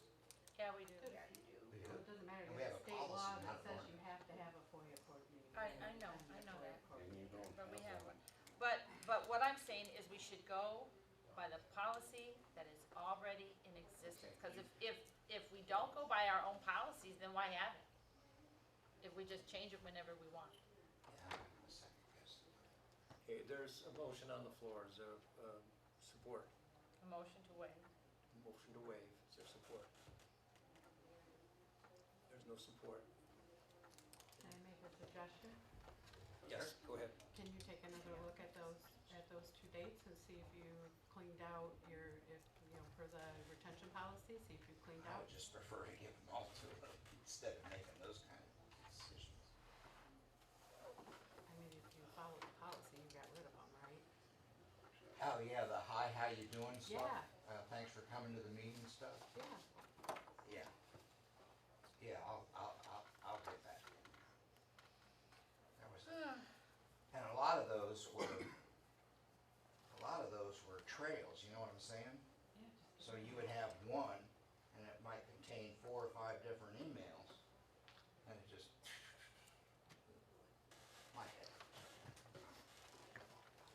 All right, I'll look at it. 13th and 14th of December, correct? Humane Society contract. Jay, I do have the whole thing, it looks like I have the whole thing up there. Okay. Yeah, I think you just need pages 4 and 5. Yeah. Oh, I got something here. There it is, that one, and there's one on the other. Okay. So, any discussion? Oh, yeah. Go ahead. Have There at it. I am, right? Okay. All right. In 2018, we gave them $1,000. 2019, $1,800. $900, 2021, $900, and they're requesting for 2022, another $900. I would like to ask the board some questions that we have to determine the answer to before we give any money for an expenditure.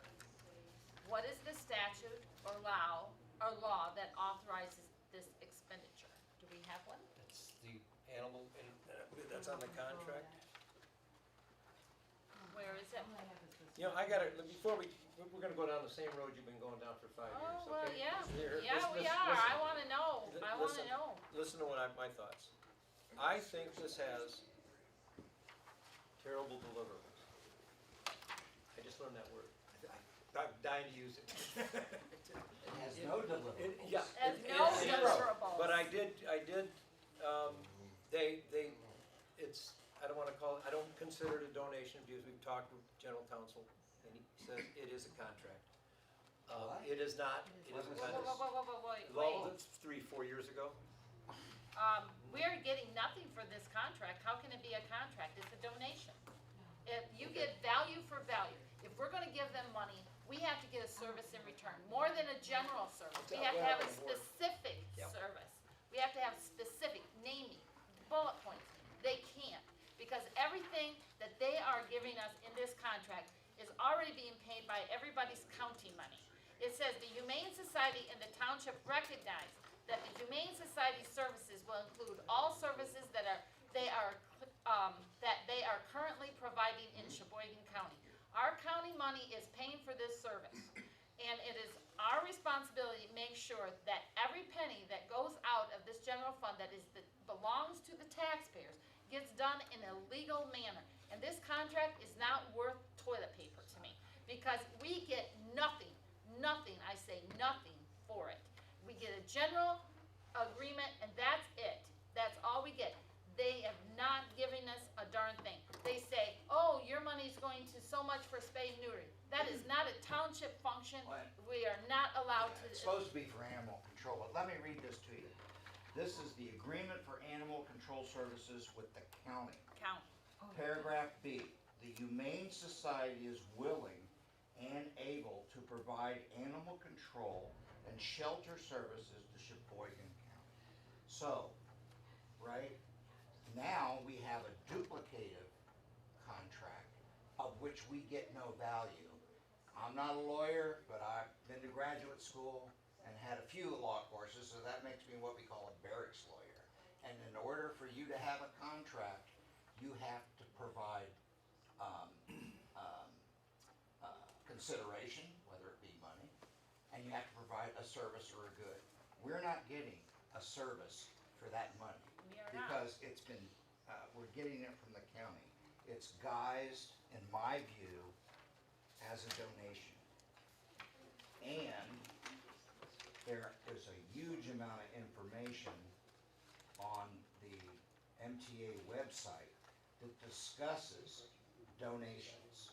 And if you look at the history of this thing, sometimes they sent this township a blank contract for us to fill in. That's a damn donation. And you know what? I love Fido, you know?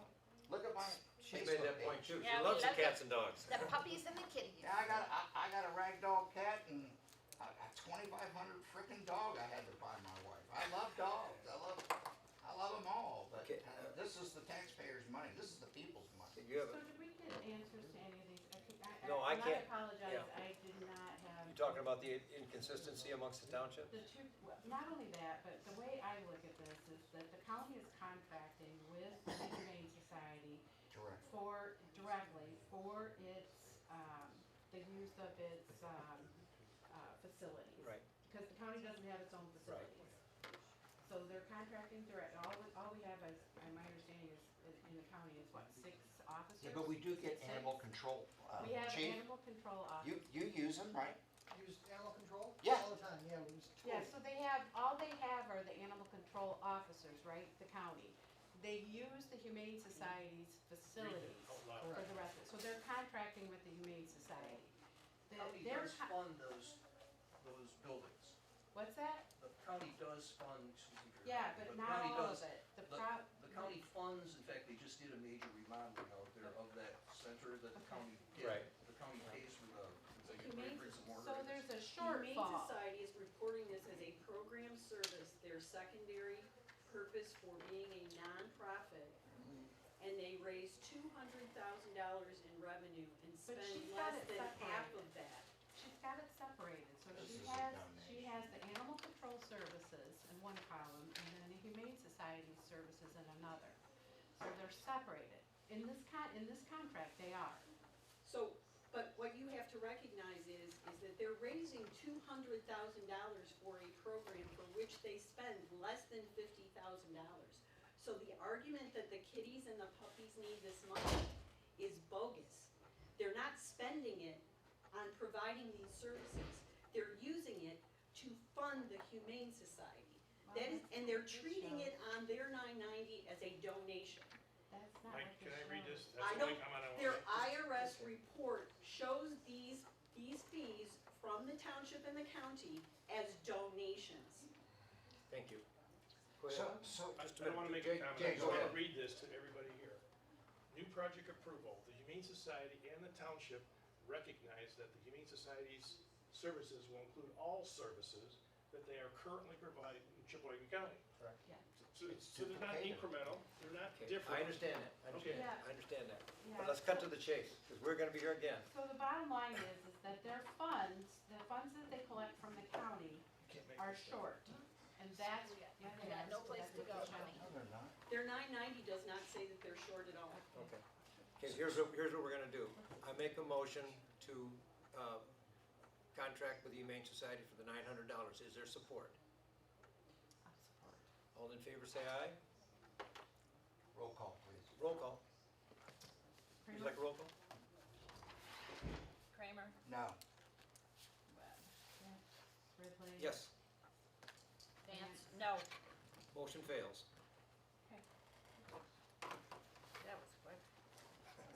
Considering. But I still love Fido. Yep, Yeah. we all know that. We're gonna, fire contract. Chief Carpenter, how are you doing back there? You asleep? How many naps have you had back there? You need a cup of coffee? I think I picked the wrong meeting.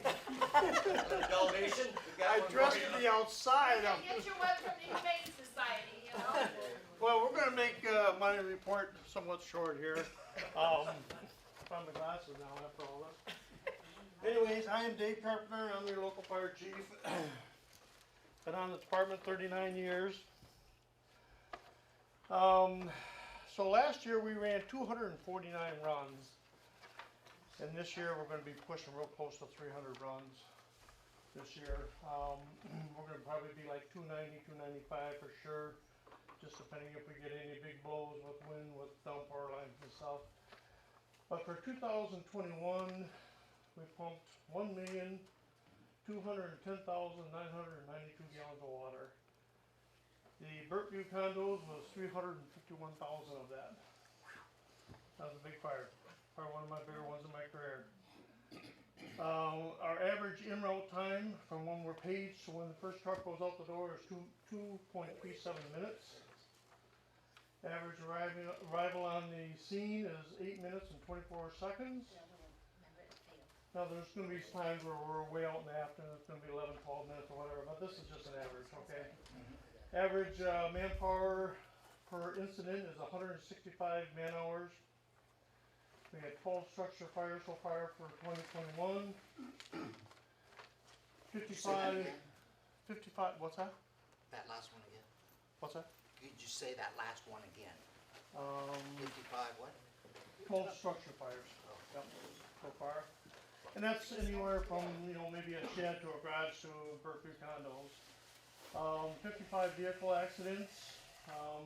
Gordy can probably contest to this, that we have a lot more people in the township now due to COVID. A lot of them didn't go back home, so our traffic is quite a bit higher. We've been at a point where we're averaging 2 to 6 traffic vehicle accidents a week in the last 30 days or so.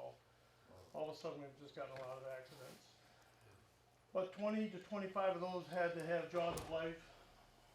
4 ice rescue runs with our hovercraft. 30 brush and forest fires, 24 CO2 and fire alarms. We responded to 45 down power lines. Currently, we have 28 active firemen, which they are 100% volunteer. We get nothing for what we, other than, it's in the heart that we get that done. But we do treat the guys to an annual dinner at usually one of the local restaurants and take them all out for dinner, and that's their pay. Each fireman have to pass both firefighter 1 and 2 in training, and it takes about 7 months to do it.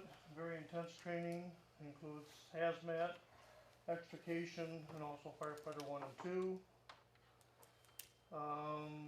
And even at that time, even though the firefighter gets his certificate, he's not going into a structure fire or whatever for some time. He's still under training for probably about 3 to 4 years. Our average truck, anywhere from 300 to about 5 1/4. Our last pumper we just bought was $421,000. And I'm sure our next one's gonna be over 500,000. So it's a very costly adventure to keep these trucks going and stuff, but we try our best. We have 11 fire trucks. We have 4 Class A pumpers and 1 tanker, 1 ladder truck, a couple rescue rigs, and then also a couple brush rigs. That's all I had. Anybody have any questions? Yeah, I do. Chief, out of, what's your entire budget for the entire department? I didn't bring that information, but our budget is in that, cause we earmarked about 40,000 to 50,000 depending on what we've got left each year. We put that away for trucks. Sure. And, so if we can, come up with $500,000 when we go to buy a new truck, it'd be nice, but usually we got a couple $100,000 saved up for that. But our total budget is, don't quote me on this, don't put this in the paper because I don't have the figures in my head here, but is about 265. You have contracts with like Ellis? We have Ellis Township, which is the north half. We have Mentor Township, which is the north half. We have all of Kohler and all of Tuscarora. So it takes in big range. I mean, we got lakes, airports, I-75, pipelines, snowmobile trails, cross-country trails. Right. You got the trail going up and down the old railroad track. So we got a lot of exposures. I can see here in the next couple of years, we're gonna be close to probably a run a day. Probably be up in that 350 range. I can see it coming. Especially with ice. So Chief, just a guesstimate, out of the total runs or services or however you do your metrics, what percentage is Tuscarora Township in your guesstimate? Tuscarora Township's probably, Tuscarora Township would be, you got our new contract, I think the last year's contract was around 182, something like that. 185, 432 this year, so it went up about 4,000. And the next closest would be Kohler, which would be about 53,000. So Tuscarora's probably gonna be a good, 65 to 70% of our But we're revenues. the biggest section that you have, though. Yeah. Kohler's a lot smaller, right? Right. And in our contract, it says that if there are dual fires, that we would respond to Tuscarora first, and then the other one. What would happen with that, we'd have mutual aid. Mutual aid, yeah. We've had this happen before, Right. particularly on big nights where there's a lot of blows, with a lot of wind and stuff like that we might have 40, 45 runs that night. And, so we got trucks and guys and equipment all over the place, so all of a sudden one pops up that Links Estates, and we might send top of the beat down there and check on that for us. Isn't fuel hurting you right now? What's that? Fuel costs hurting you right now? It's not helping. We're spending, you take like the condo fires, we'll spend $1,000 in fuel on that fire. Those trucks love gas, or love fuel, I should say. And, so, it depends, but we're running about $1,000 a month right now in fuel. While you're talking about the condo fires, I wanna thank you and your team for, getting in there and doing that. That was remarkable, and that was just I would say minutes, maybe an hour or two, after you had that horrendous accident on Yeah, that was I-75 too, and you guys handled it professionally. Thank you very much. That was a lot to deal with. I know you had, other, departments coming in and help, mutual aid come in, because it was just so much. Yeah, And that accident, well, everybody knows I live off of the 313, and we could see, and you guys jumped in there and got everything diverted, so you didn't have miles and miles and hours of backup. And you got that, and then you got home within an hour or two, you were back out there to the fire, so thank you very much. We really, as a community, owe you for that, and we do appreciate that. thank you. Any more questions, comments? Okay, let's, the new price is $185,432. Is there a motion to contract with Tuscarora? I make a motion that we accept the contract. Okay, is there support? Dawn seconds, all in favor? Aye. Aye. Thank you, chief, thank you for being here. Thank you for waiting. Yeah. Letters of engagement. Okay, I'll try and make this as brief as I Go can. to bring them up? No, I sent you four letters of engagement that you've had. I'm sorry. No, it's okay. Bob, just a moment. I'm good. I sent you four letters of engagement that you've had plenty of time to read and peruse. These are in fact no bid contracts, sole source contracts. You know, we call it like it is. It's with Steve Mann of Miller Canfield as the bond counsel. And for Bobby Brzezinski and his company as the financial advisor. Why do we have a financial advisor? Because it's required, both by the state and the feds. And these are required in the USDA application, Right, so. yeah, So so we're, we don't have it. So, you know, would it be nice to bid it out? Yeah, but everybody has to make their own decision because I understand it. They sure seem to know everything about us. Did you Yep. want to address that? no, Because you're the old guy and I'm the new guy. oh, I switch. You talking about the bond council and the Yeah. advisor? That we've been dealing with Miller Canfield since the mid-nineties, I believe, at least the mid-nineties. So he knows.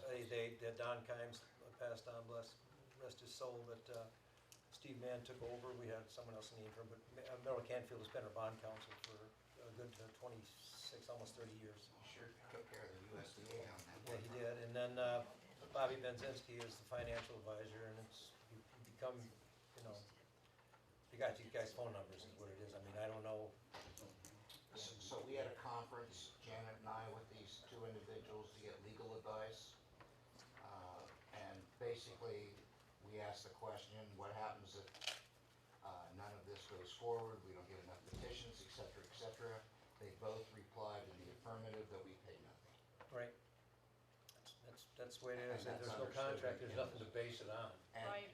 And USDA, this is a very formal, vanilla template required by USDA. They don't get much leeway in what they say. So it's totally up to you if you wanna authorize these four engagement letters. One's for phase, each of them sent 2 letters, one for phase 1, one for phase 2. So Correct. we have a total of 4 letters. Correct. A motion? I make a motion that we accept these, contracts. One comment on there. When we had our meeting with Steve Mann and Bobby Benzinski, they were so informative and they knew our township front and back.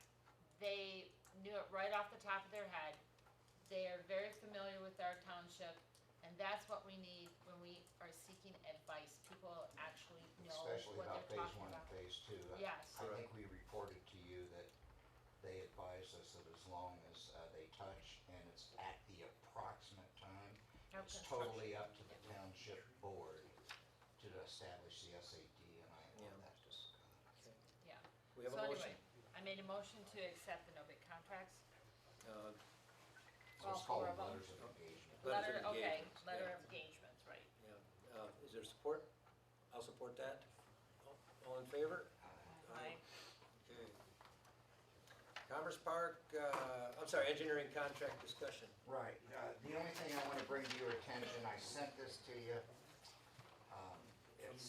This is in fact another no bid contract.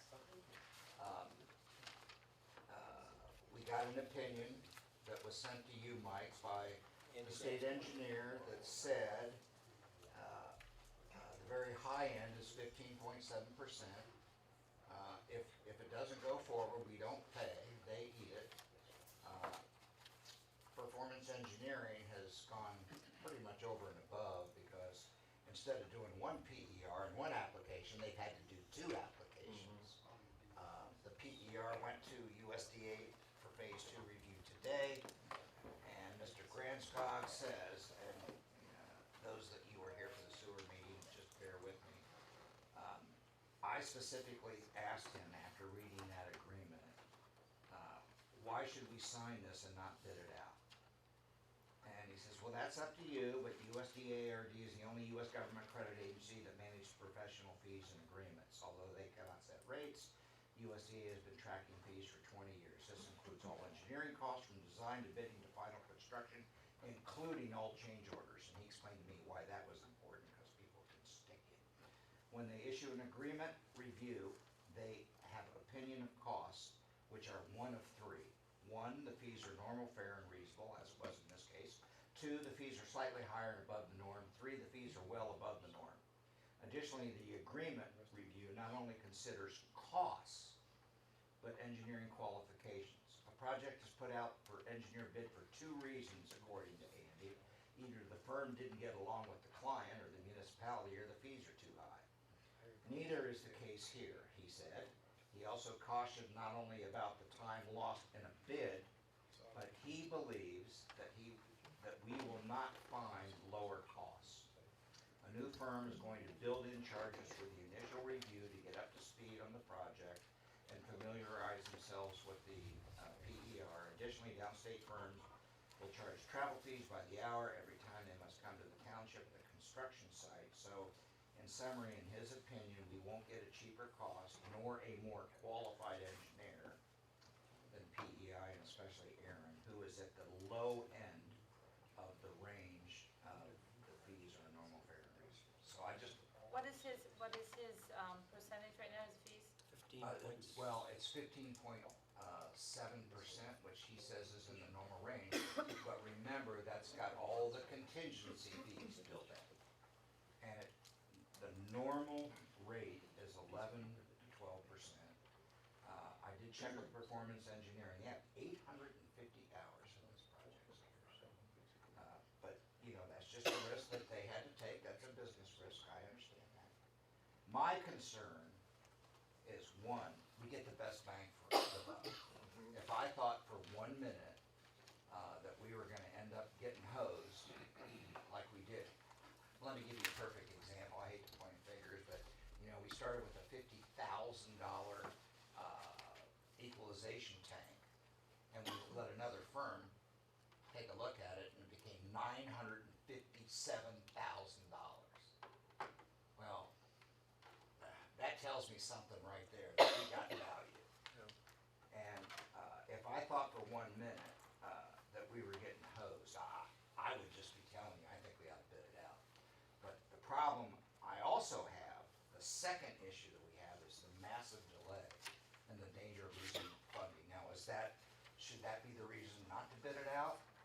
No, that shouldn't be the sole reason, but an important reason for me is just the fact that, I've got experts telling us that we're getting value. Their rate is $125 an hour, and these other firms are far higher. And I asked Andy, why is that? Well, that's because they're local, they're small, they're not downstate. So, I know we're not gonna vote, and I know we're pressed for time. I just wanted to point things out so you could consider it, and we should take this up again in January. We will. Okay, I gotta find those. I just had the RFPs just a minute.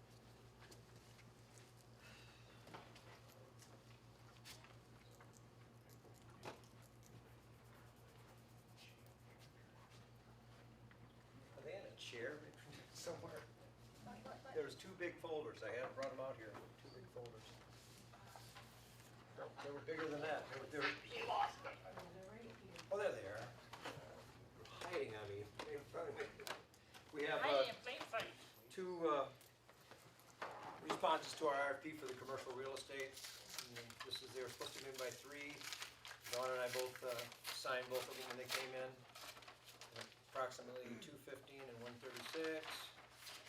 One is from Dave Carpenter, and the other one is from Dave Carpenter and Berkshire Hathaway, and the other one is from Colwell Bankers, Schmidt Realtors, and we will schedule a meeting to discuss this.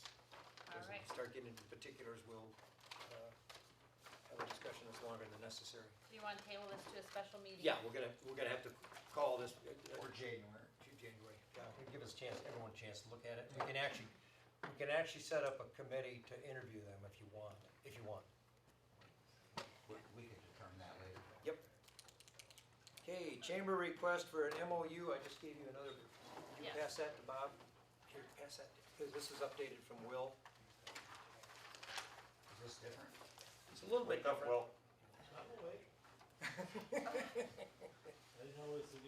Dear Mike, this letter is on behalf of the Indian River Resort Region Chamber of Commerce to specify the agreement and understanding responsibilities with the new electric car charging station to be installed in Indian River.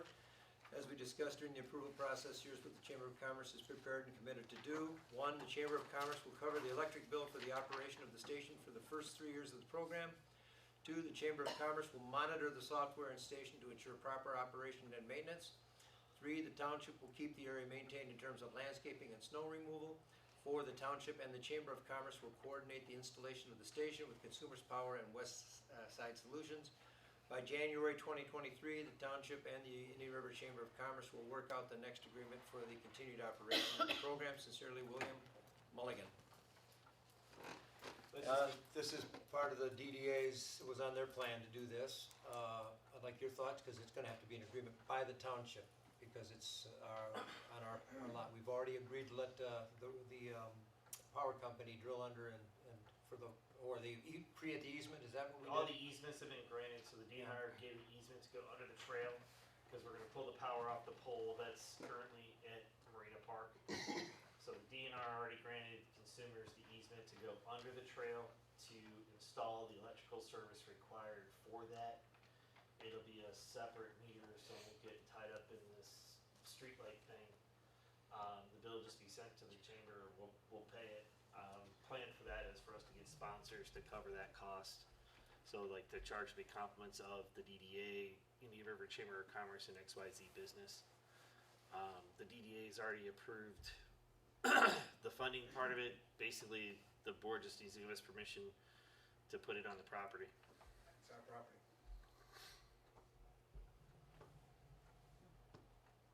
What's your thoughts, Bob?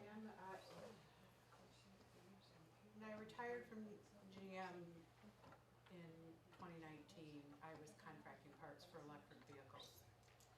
There were 19 more electric vehicles in the pipeline that were gonna be launched by 2023. We already know that there's been a ton of money spent and they're not going backwards. They're not gonna stop. So I'm still in contact with a lot of my coworkers. They're still working on it. They're gonna launch those vehicles. I feel like I also talked to Diane Frederickson. Yep. Back, when they first started, when they put this on their, 5-year plan. They had it on their, I think it's a Yeah. 25-year plan and It's they on moved it our up. amended plan for the DDA. Yes. Yeah. So is there a legal agreements proposed Nope. somewhere? Nope, this is gonna have to go to an attorney, because this is. Oh, no, this- absolutely, yeah, no, I wanna just get the framework so that we can get it all Who's gonna structured. pay for that? Yeah. The DDA will pay the legal. Has to be reviewed, and we have to come up with, this is just a Yeah, little just broad. an understanding to give us what the parameters, so that my board can also sign off on it.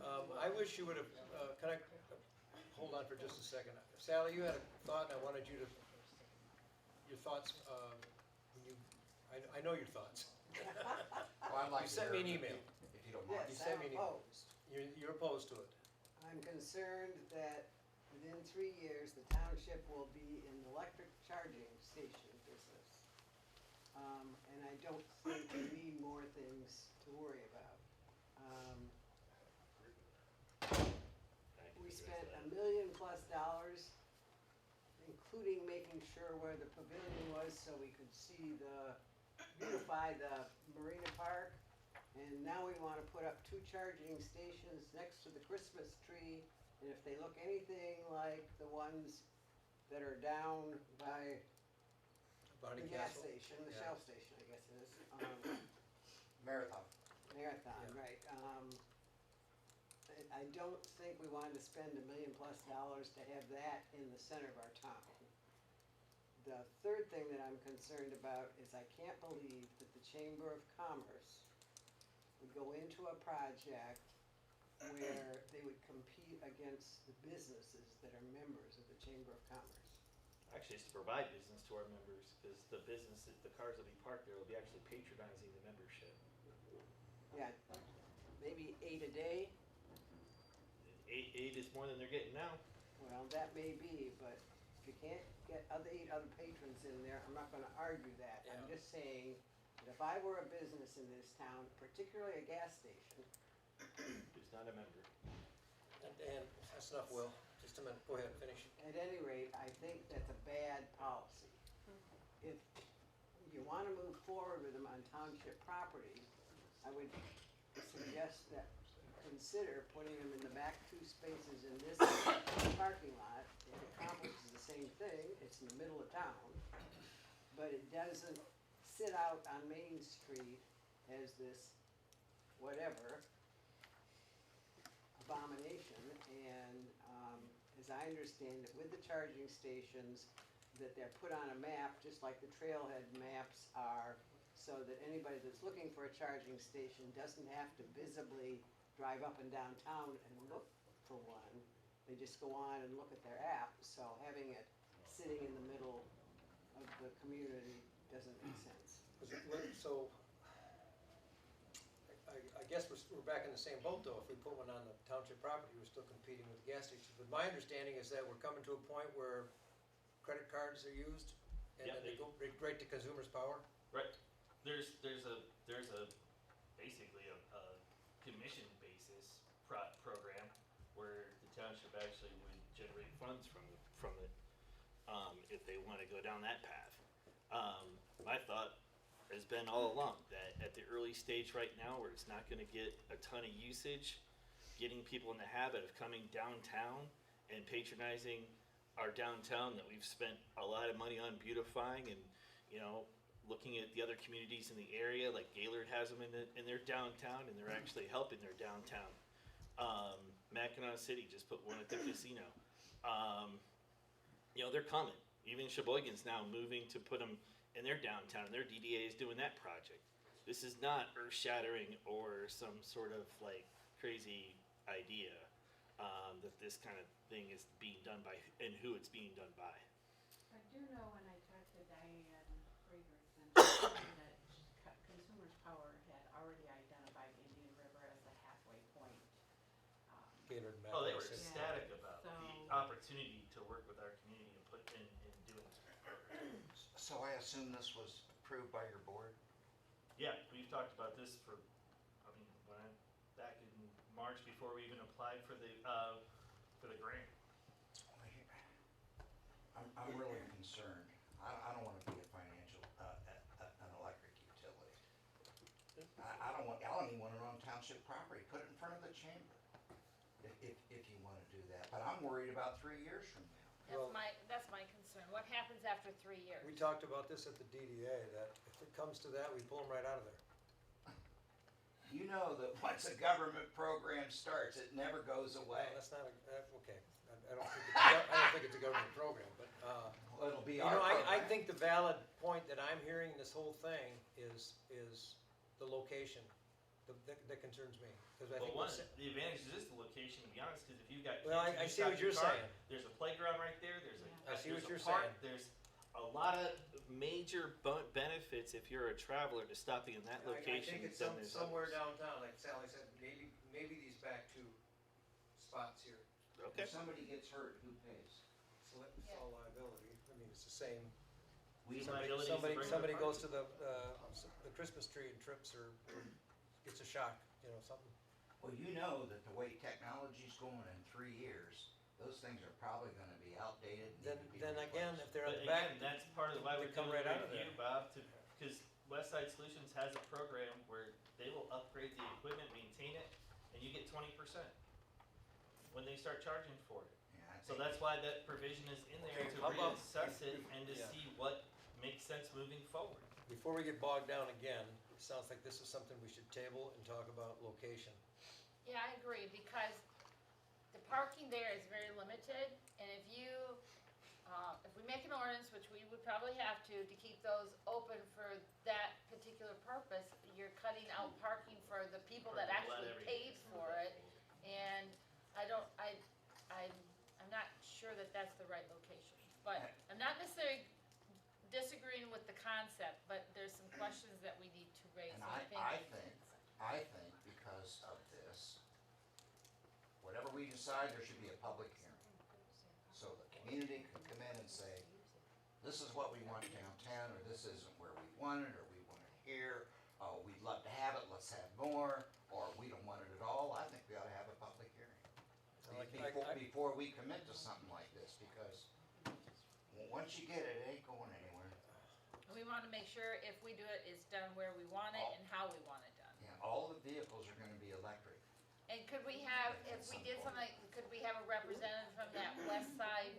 Yeah, I'll give him a call, see if he can come in. Yeah. Okay, that would be good too, because we could hear it from him, what liability and what happens after the 3 years. I'm more interested in and- hearing from the citizens. Well, that too, but we have to know all the answers as Yep. well. Okay, it's tabled. Table. Okay.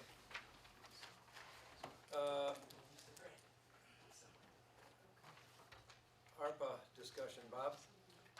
So Dawn had this idea, I don't mean to steal from you, but it was a great idea and we just kind of let it go and, so I know you did a lot of work. And then I kind of followed it up with Sarah McCauley, who is the NEMCOG expert, the consultant actually. And I know you followed it up. But, at first I thought even Doug didn't qualify, but he does. And I provided all that information. Oh, there he is. I provided all that information to you. Yep. There's absolutely no doubt that the police and Kathy, qualify. And Yeah. you know what? First responders. It's been 2 years. And if we give them what I proposed, the 2,000 that I proposed, you're only talking about premium pay of less than 50 cents an hour. And a lot of these officers, some of them got COVID, some of them didn't. They always came to work. They protected our community, and I think, you know, God bless them in that mess when we had 41% unemployment and all these problems. These employees stayed right with us. And I think if anybody deserves premium pay, especially at Christmas time, now's the time to cough it up. I know you said that we could give, you know, there could be more. We could do that down the road. But I think it's been 2 years. We gotta put people first. They supported us. God bless them. We need to just give them some small token of that ARPA money. And in regards to that ARPA money, Commissioner Warfield did tell us that they will consider our previous proposals. And of course, you know, we haven't decided on it either. But even if we went through with that $255,000 worth of money, we still have money left over. So I would just love to see our very first act of spending COVID money on our people. So what are you proposing that we spend? Well, I mean, I wrote what that. are you proposing for the officers? You know, just spell it out, so. 50 cents, approximately 50 cents for that 2-year time frame, almost 2-year time frame, which is 2,000. And the guidance also says that the lower paid employees should receive more. So Yeah, I I would can see that. recommend Kathleen receive $2,500. And I think Doug, even though he wasn't here for the full 2 years, he was exposed to it and he should receive. Came in here fall of 2019, right? Right, he's been with us for 15 months. No. No, not 2019. Last year. This is the fall of 2021. Oh, 2 okay, years. I'm sorry, I thought you told, oh, maybe that was when you were maintenance supervisor. So you've been with us the whole time, so, No, in 2019, he came in and replaced Jim Pirtle. So Yeah. he was here when COVID, okay, Yeah, for okay. 2 years. Then he should get the same amount as the office. The 2,000? Are we gonna move forward on this today, or is this good? Yeah. You had some good points, and I did follow up with Rod Taylor at the Yeah, secretary. why don't you pass that on? That's important information. Yeah, cause I did talk to the Treasury Department twice today, as a matter of fact. Cause I was concerned that we're writing a check with no guarantees that the final quote, Rule. the interim final rule, I don't know which one to quote, interim or final, but Well, there They was an said it not- interim, then there was an interim and final. that was an interim final, and they recommend that you work backwards from where you're going to claim that money in terms of your essential pay, your essential workers' pay. And they said that there won't be, if you're going on something now, which is that they're not going to all of a sudden make it tighter, stricter. They plan on loosening it up Oh. down the Right, line. they that's won't good be to know. penalizing us if. No, or- I was really worried about committing that kind of money Okay. toward, and we did, I wanna make it plain too, that we did apply for a grant at the beginning of this for our police department, And we didn't get it. and we didn't get it, where a lot of other police departments did.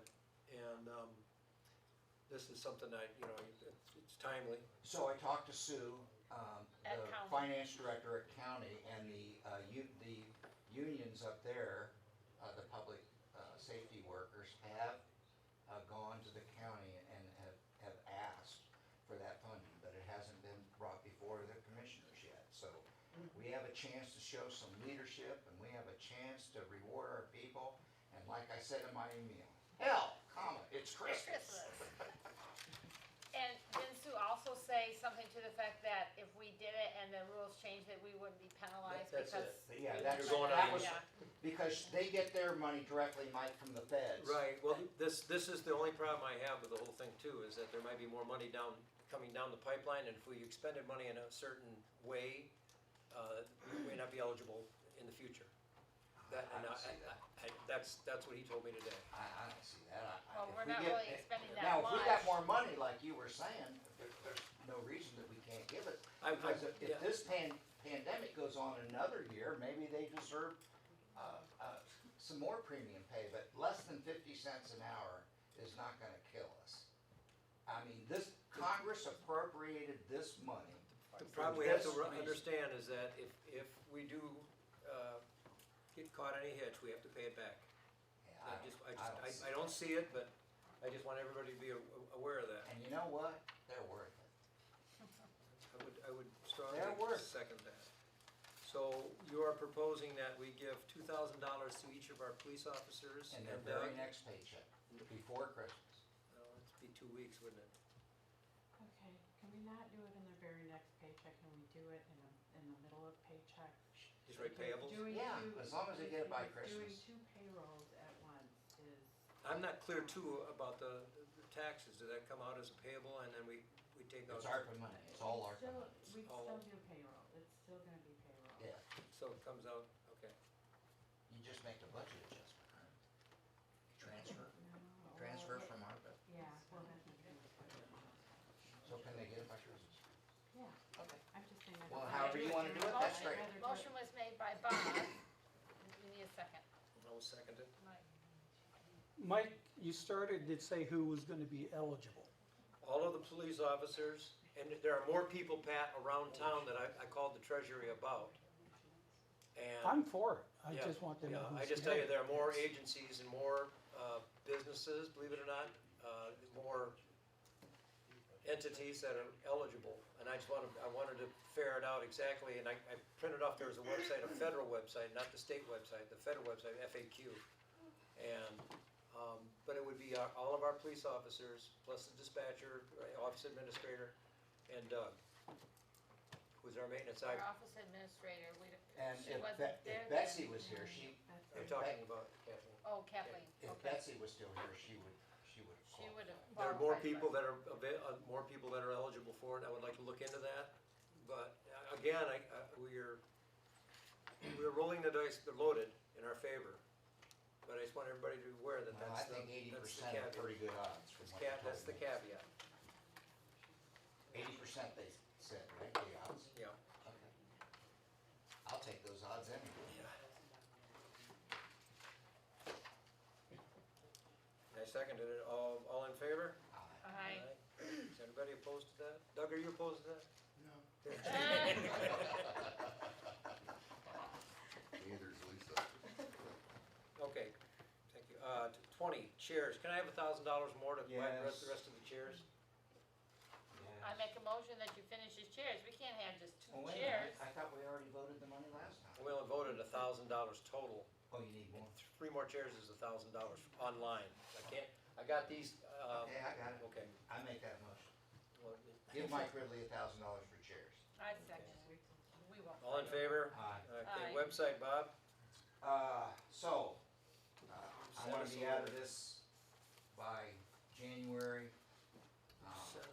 If that's problematic because it's not as easy as what you may think it is, I can go on, but I wanna shoot for that time frame.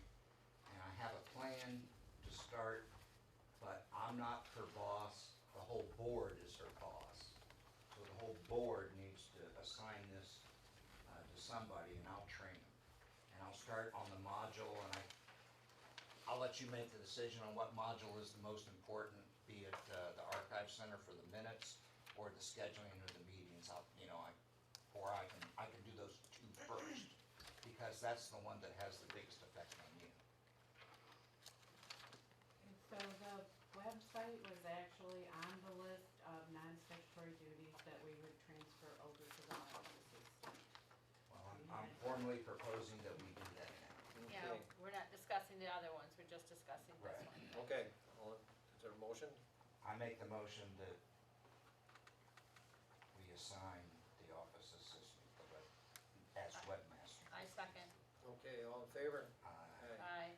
Okay, 22, Sexton. Bob, you had some thoughts? I didn't realize until recently that we hadn't had a sexton for a while. And I think it's more than, just doing the paperwork, even though that's important. But, I wanna buy a plot out there someday, cause I'm an old guy. And I think we could do better. And, not because it's not maintained, but just because whatever gets reported gets managed.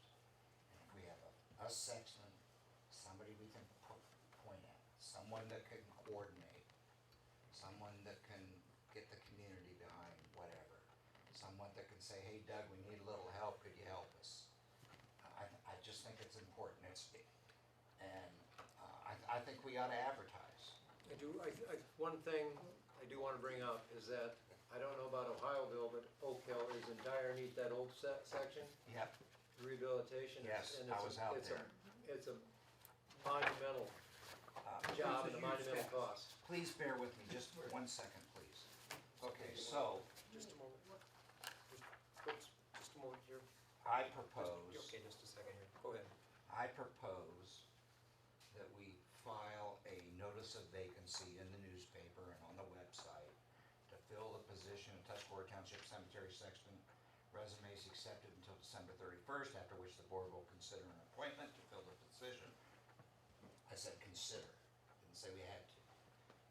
Respond to Tuscarora Township Supervisor blah blah blah, or email blah blah blah. For more information on township cemeteries and administration, go to the township website at /cemeteries. So you can run this and have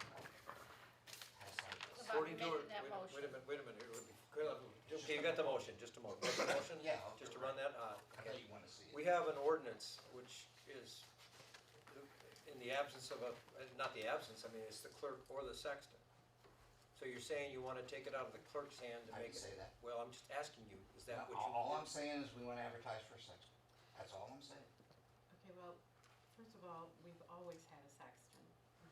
In the past, yes, we always have had a sexton. But we haven't had one for a couple of years. No. Who's the sexton now? Dolly was paid as a sexton, Sue was paid as a sexton, Diane Hahn was paid as a sexton always been the prior clerk. to that. It's always been the clerk. So the clerk's gonna go out and look at the cemeteries? Absolutely, They've had to do absolutely that. she did. Sue did it, Diane did it, I don't It's know not that. a statutory duty of the clerk. I don't think we should be. Well, we have an ordinance. It was, The ordinance doesn't say the clerk is it. It says the clerk or the sexton, the clerk or the sexton. Or the clerk and the The sexton. sexton. Right. And it says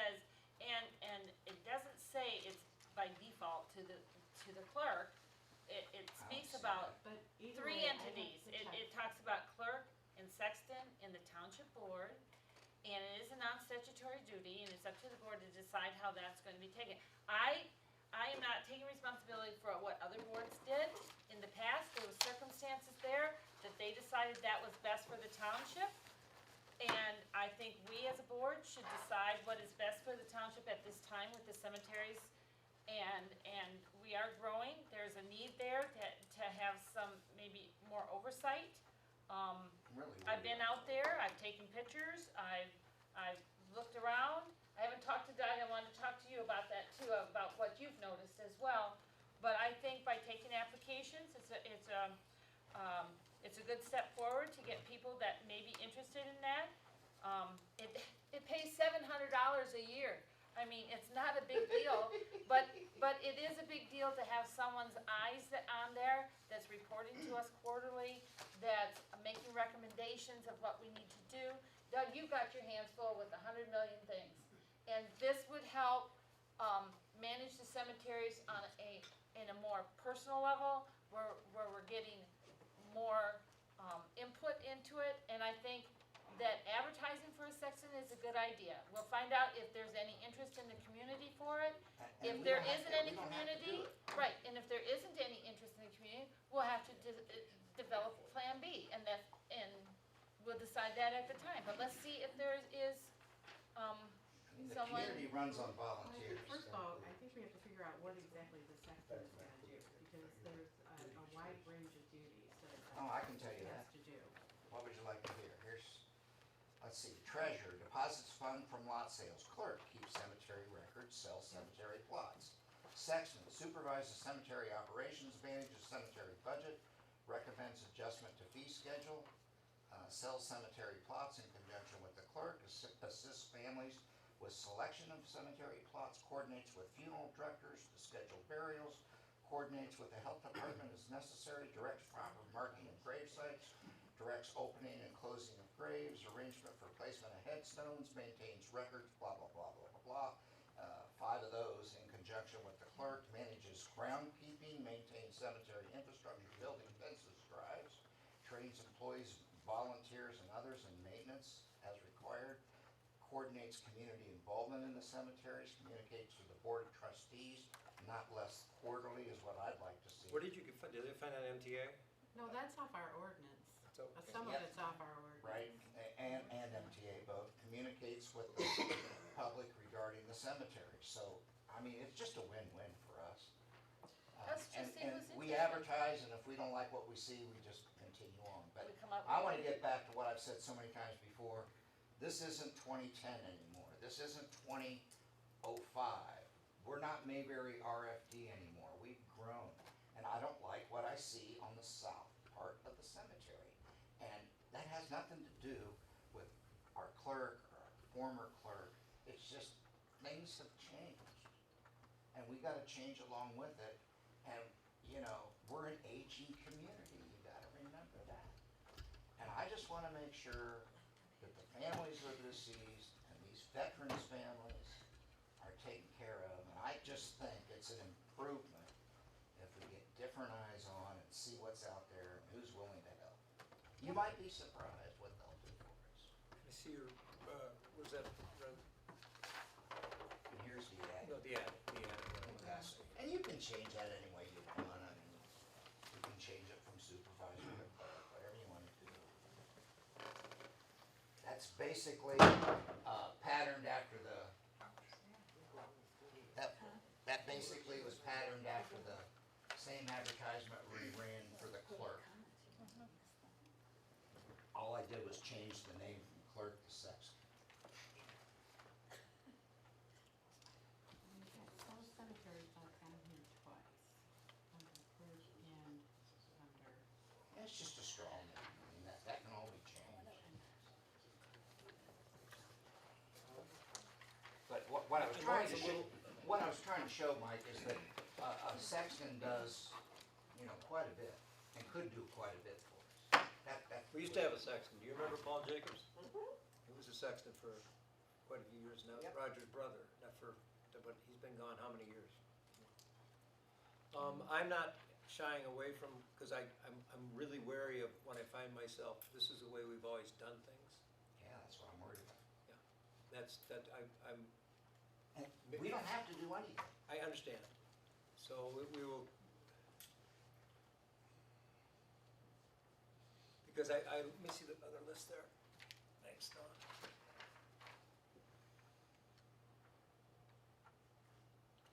I see absolutely 80-90% of this is what Sue did. Yeah. Yeah, I mean, for $700 a year. Yeah. I think I see, when you first talked to me about this, the idea of a cemetery committee or something to Well, work. But that would be up to the sexton, But, wouldn't it? well, not necessarily, because we are, like we said, there is a major rehabilitation has to happen, and then, I mean, you're to a point, you know that, where it's eroding away,